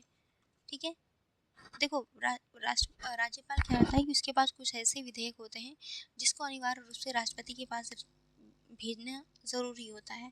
ठीक है, तो ये किस तरह का ऐसा विधेयक होना चाहिए जो राज्यपाल राष्ट्रपति को विचार के लिए सुरक्षित रखेगा? तो ऐसा विधेयक जो राज्य में उच्च न्यायालय की स्थिति को खतरे में डाल सकता है। तो करेक्ट आंसर आपका ऑप्शन हो जाएगा। देखो कृषि आय पर कर लगाने से संबंधित विधेयक, देखो एग्रीकल्चर जो है राज्य सूची का विषय है, तो इतना ये इम्पोर्टेंट नहीं है कि वो राष्ट्रपति को भेजेगा। समवर्ती सूची में राज्य को भी कानून बनाने का अधिकार है, तो ये भी जरूरी। तो ऐसे बहुत सारे नियम कानून बनाए जा सकते हैं जो राज्य के अंदर लागू होंगे, तो जरूरी नहीं है कि इस तरह के विधेयक राष्ट्रपति विचार के लिए भेजे। चौथा कह रहा है कि राज्य के भीतर किसी जिले का नाम, तो ये विधानमंडल का काम होता है, राज्य विधानमंडल की मर्जी, वो अपने राज्य के भीतर किसी जिले का नाम परिवर्तित करके कोई भी रखे। तो सबसे इंपॉर्टेंट आपका यही हो जाता है, ऑप्शन ए। तो आंसर करने का भी अपना एक तरीका होता है, सारे ऑप्शन को चेक करिए और एलिमिनेट करते चलिए, जो आपको सबसे सटीक लगे वो आप आंसर करिए। ठीक है, चलो अगला देखो। पहला कथन कह रहा है कि 5वीं अनुसूची के तहत अनुसूचित क्षेत्रों के प्रशासन में राज्यपाल यह निर्देश दे सकता है कि संसद या राज्य विधानमंडल का कोई विशेष अधिनियम किसी अनुसूचित क्षेत्र में लागू न हो या निर्दिष्ट संशोधनों के साथ लागू हो। तो पहला स्टेटमेंट सही है। इस संदर्भ में जो है 5वीं अनुसूची के तहत राज्यपाल को यह अधिकार होता है कि वो संसद द्वारा बनाए गए कानून या राज्य विधानमंडल द्वारा बनाए गए किसी कानून को उस अनुसूचित क्षेत्र में लागू करे या ना करे, या उसमें संशोधन करके लागू कर सकता है। तो पावर किसके पास होती है? राज्यपाल के पास होती है। दूसरा कह रहा है कि अनुसूचित क्षेत्रों के प्रशासन में राज्यपाल अपने अधिकारों का प्रयोग जनजातीय सलाहकार परिषद की सलाह के अधीन करते हैं। देखो जनजातीय सलाहकार परिषद होता है राज्यपाल को सलाह देने के लिए, लेकिन राज्यपाल जो है इस सलाहकार परिषद के अधीन नहीं रहता है। यहाँ पे दूसरा गलत हो जाएगा, पहला सही है। करेक्ट आंसर आपका ऑप्शन सी होगा। भारत में उच्च न्यायालयों के संबंध में निम्नलिखित कथनों पर विचार कीजिए। ओके, पहला कथन कह रहा है कि संविधान में 2 या 2 से अधिक राज्यों के लिए एक ही उच्च न्यायालय का प्रावधान है। तो पहला स्टेटमेंट सही है कि संविधान में जो है 2 या 2 से अधिक राज्यों के लिए एक ही उच्च न्यायालय का प्रावधान किया गया है। तो यहाँ पहला स्टेटमेंट आपका सही है। दूसरा कह रहा है कि किसी उच्च न्यायालय के मुख्य न्यायाधीश की नियुक्ति राष्ट्रपति द्वारा भारत के मुख्य न्यायाधीश और संबंधित राज्यपाल की परामर्श से की जाती है। तो दूसरा स्टेटमेंट आपका करेक्ट है। तीसरा कह रहा है कि उच्च न्यायालय के प्रशासनिक व्यय भारत की संचित निधि पर भारित होता है। तो ये गलत है। उच्च न्यायालय का जो प्रशासनिक व्यय होता है ये राज्य की संचित निधि पर भारित होता है। उच्च न्यायालय के न्यायाधीशों को जो पेंशन दिया जाता है वो पेंशन जो है भारत की संचित निधि पर भारित होता है। तो इस चीज़ को ध्यान रखना, हमेशा एग्जाम में कंफ्यूज करने के लिए दे देता है। तो उच्च न्यायालय के न्यायाधीशों को जो पेंशन दिया जाता है वो भारत की संचित निधि पर भारित होता है।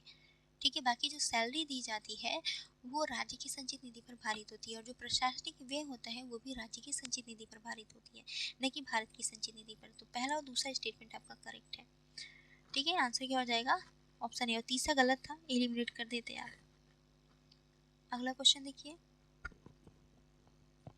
भारत के संविधान के अंतर्गत मूल कर्तव्यों के संबंध में निम्नलिखित कथनों में से कौन सा सही है? देखो, पहला कह रहा है कि मूल कर्तव्यों को संविधान के 42वें संविधान संशोधन अधिनियम द्वारा शामिल किया गया था। तो पहला स्टेटमेंट सही है, बहुत इजी क्वेश्चन है ये। ठीक है, कि 42वें संविधान संशोधन द्वारा मूल कर्तव्यों को संविधान में जोड़ा गया था। आगे है 51A के रूप में जोड़ा गया था, इसमें बहुत सारे प्रावधान लाए गए थे। ठीक है, चलो आगे देखो, मूल अधिकारों की तरह मूल कर्तव्य भी न्यायालयों द्वारा लागू किए जा सकते हैं। ये तो गलत है। देखो, मूल अधिकारों को न्यायालयों द्वारा लागू किया जा सकता है, लेकिन मूल कर्तव्यों को नहीं, क्योंकि ये प्रवर्तनीय प्रकृति के नहीं होते हैं। तीसरा कह रहा है कि संविधान में मूल रूप से 8 मूल कर्तव्य हैं। ये तो गलत है भाई, संविधान में मूल रूप से 8 मूल कर्तव्य नहीं बल्कि 10 थे, तो यहाँ तीसरा गलत हो जाएगा। चौथा कह रहा है कि संसद मूल कर्तव्य को उल्लंघन के लिए दंड या सजा का प्रावधान कर सकता है। तो चौथा स्टेटमेंट सही, जैसे झंडे का कोई अपमान कर रहा है या हमारी जो धरोहरें हैं उन पर चोट पहुंचा रहा है, उनको नुकसान कर रहा है, तो इससे संबंधित इसके उल्लंघन पे जो है संसद जो है ऐसा कानून बना सकता है कि उनको सजा वजा दे सकता है। तो यहाँ पे पहला और चौथा आपका करेक्ट है, यानी आंसर क्या हो सकता है? ऑप्शन ए आपका राइट आंसर हो जाएगा। अगला क्वेश्चन देखिए, निम्नलिखित कथनों पर विचार कीजिए। पहला कथन कह रहा है कि राष्ट्रपति प्रधानमंत्री की नियुक्ति करते हैं। राष्ट्रपति जो है प्रधानमंत्री की नियुक्ति करते हैं, इसके लिए संविधान में ऐसी कोई अनिवार्यता नहीं है कि नियुक्ति के समय वह व्यक्ति संसद के किसी भी सदन का सदस्य हो। चलो अच्छा, इस क्वेश्चन का आंसर आपको देना है। मैं इजी क्वेश्चन ही आप लोग को देती हूँ, जो मुझे इजी लगता है मैं आपको आंसर करने के लिए देती हूँ। देखते हैं कितने लोग जो हैं इसका आंसर करते हैं। डेडिकेटेड एस्पिरेंट्स, मुझे पता चलना चाहिए कि कितने ऐसे बच्चे हैं जो डेडिकेटेड है। अगला क्वेश्चन देखो भाई, अगला क्वेश्चन कह रहा है कि भारत में संघ और राज्यों के बीच वित्तीय संबंधों के संदर्भ में निम्नलिखित कथनों पर विचार कीजिए। पहला कथन कह रहा है कि कोई भी राज्य भारत के भूभाग के अंदर अपनी संचित निधि की सुरक्षा पर अपनी विधायिका द्वारा निर्धारित सीमाओं के अधीन रहते हुए ऋण ले सकता है। तो बहुत बेसिक सा बात कह रहा है भाई, अगर किसी राज्य को ऋण लेना है तो अपनी संचित निधि की सुरक्षा पर उसको गारंटी दे करके इसी आधार पर वो ऋण प्राप्त करेगा, और विधायिका द्वारा जो सीमा निर्धारित की गई उसी सीमा के अधीन अंदर रहकर ही वो ऋण ले सकता है, अपनी मर्जी से ऋण नहीं ले सकता। ठीक है, दूसरा कह रहा है कि यदि भारत सरकार द्वारा किसी राज्य को कोई ऋण दिया गया है तो वह राज्य जो है भारत सरकार की सहमति के बिना कोई ऋण नहीं ले सकता है। तो दूसरा स्टेटमेंट सही है, जैसे भारत सरकार ने अगर किसी राज्य को ऋण दिया है तो वह राज्य जो है भारत सरकार की सहमति के बिना कोई ऋण नहीं लेगा। ये बात बहुत सही है, करेक्ट आंसर है आपका, दूसरा स्टेटमेंट आपका सही है। तीसरा कह रहा है कि भारत सरकार राज्यों को धन उधार दे सकती है, लेकिन राज्य द्वारा लिए गए ऋणों की गारंटी नहीं दे सकती। तो तीसरा भी आपका स्टेटमेंट सही है, यानी तीनों स्टेटमेंट सही है। करेक्ट आंसर आपका ऑप्शन डी हो जाएगा। अब बताना है आपको कि कितने सही सुमेलित हैं। अंतर्राज्यीय परिषद का गठन जो है अनुच्छेद 263 के अंतर्गत की गई है, ये एक संवैधानिक निकाय है, तो पहला सही है। क्षेत्रीय परिषद जो है एक वैधानिक निकाय है, इसका गठन जो है राज्य पुनर्गठन अधिनियम 1956 के अंतर्गत की गई है, तो दूसरा भी सही है। अंतर्राज्यीय परिषद सचिवालय का गठन जो है अनुच्छेद 263 के तहत किया गया है, न कि 82वें संविधान संशोधन द्वारा, तो तीसरा गलत हो जाएगा। कितने सही हैं? केवल 2 सही हैं। करेक्ट आंसर आपका ऑप्शन बी होगा। अगला क्वेश्चन है, निम्नलिखित कथनों पर विचार कीजिए। संसद अंतर्राज्यीय नदी एक मिनट संसद अंतर्राज्यीय नदी जल से संबंधित विवादों के न्याय निर्णय के लिए प्रावधान कर सकती है। संविधान में ये प्रावधान है कि अगर दो राज्यों के बीच या दो से अधिक राज्यों के बीच नदी जल को लेकर के विवाद उत्पन्न होता है, तो संसद जो है उस विवाद को सुलझाने के लिए उसका निर्णय उन दोनों के बीच के मामलों को सुलझाने के लिए और निर्णय प्रदान करने के लिए एक ऐसे न्याय ट्रिब्यूनल का गठन कर सकती है। तो ऐसे विषयों पर न्यायालयों के क्षेत्राधिकार को अपवर्जित कर सकते हैं, यानी कि इसमें न्यायालय हस्तक्षेप नहीं करेगा। ठीक है, जो ट्रिब्यूनल होगा ये ट्रिब्यूनल ही जो है इसका न्याय निर्णय करेगा, यहाँ पे न्यायालय इसमें हस्तक्षेप नहीं करेगा। तो पहला स्टेटमेंट आपका सही है। दूसरा कह रहे हैं कि अंतर्राज्यीय जल विवाद न्यायाधिकरण का निर्णय संबंधित पक्षकारों पर तभी बाध्यकारी होती है जब उसे संसद द्वारा अनुमोदित किया जाता है। देखो, ये जो ट्रिब्यूनल होते हैं, ये जो ट्रिब्यूनल होते हैं, ये स्वतंत्र होते हैं। ये निर्णय लेने के लिए संसद पर निर्भर नहीं होते हैं, ये अपने अकॉर्डिंग निर्णय लेते हैं और इनका निर्णय जो होता है वो भी बाध्यकारी होता है और संसद द्वारा अनुमोदित किया जाता है। ये गलत है, संसद द्वारा अनुमोदित करने के लिए बाध्य नहीं होता है। ठीक है, ये संसद से पूछ करके निर्णय नहीं लेते हैं, या फिर संसद अनुमति दे देगा तभी ये निर्णय लेंगे, तो भी नहीं होगा। ये जो ट्रिब्यूनल्स होते हैं स्वतंत्र होते हैं, इनको काफ़ी शक्तियाँ प्राप्त होती हैं, तो ये निर्णय स्वतंत्र रूप से लेते हैं, ये बाध्यकारी नहीं होते हैं। दूसरा गलत है, पहला करेक्ट है, यानी ऑप्शन ए आपका राइट आंसर हो जाएगा। अगला क्वेश्चन देखो, निम्नलिखित कथनों पर विचार कीजिए। पहला कथन कह रहा है कि भारत के राष्ट्रपति उन सभी मामलों में क्षमादान दे सकता है जहां सजा कोर्ट मार्शल द्वारा दी गई है, तो पहला सही है। दूसरा कह रहा है कि राष्ट्रपति उन अपराधों के संबंध में क्षमादान की शक्ति का प्रयोग कर सकता है जिन पर संघ की कार्यकारी शक्ति लागू होती है, तो दोनों बहुत बेसिक स्टेटमेंट है, सही है। आपका करेक्ट आंसर ऑप्शन सी हो जाएगा। इस सेशन का ये लास्ट क्वेश्चन है, निम्नलिखित कथनों पर विचार कीजिए। पहला कथन कह रहा है कि सामूहिक उत्तरदायित्व का सिद्धांत यह आवश्यक करता है कि सभी मंत्री जो हैं कैबिनेट के निर्णयों का सार्वजनिक रूप से समर्थन करेंगे, भले ही वह निजी तौर पर उसे सहमत हैं या नहीं है। ठीक है, पहला स्टेटमेंट आपका सही। सामूहिक उत्तरदायित्व में क्या है कि अगर कोई निर्णय लिया जा रहा है तो सार्वजनिक रूप से वो सभी लोगों के सामने सभी मंत्री जो हैं उस पर उसका अपना समर्थन प्रदान करेंगे। पर्सनली भले उनको वो निर्णय पसंद आ रहे हैं या नहीं आ रहे हैं वो अलग बात है, लेकिन पब्लिकली वो जो है सपोर्ट करेंगे। दूसरा कह रहा है कि कैबिनेट शब्द जो है भारत के संविधान के मूल पाठ में उल्लिखित नहीं है, तो यहाँ पे दोनों स्टेटमेंट आपका करेक्ट हो जाएगा, यानी ऑप्शन सी आपका राइट आंसर है। ओके दोस्तों, वीडियो अच्छी लगी हो तो लाइक शेयर एंड सब्सक्राइब जरूर करना। और अगला जो टेस्ट होगा आपका, यानी टेस्ट नंबर 20, ये हिस्ट्री का है। Ancient history, medieval history, modern history and art and culture का टेस्ट पेपर होगा। संडे को टेस्ट पेपर होता है, तभी ये संडे को कंडक्ट हुआ ये टेस्ट पेपर। अब आपको अगला टेस्ट पेपर जो है यही टेस्ट नंबर 20 कराया जाएगा। ठीक है, तो तब तक आप लोग रिवाइज कर लेना सारे सब्जेक्ट को, और बाय बाय, टेक केयर।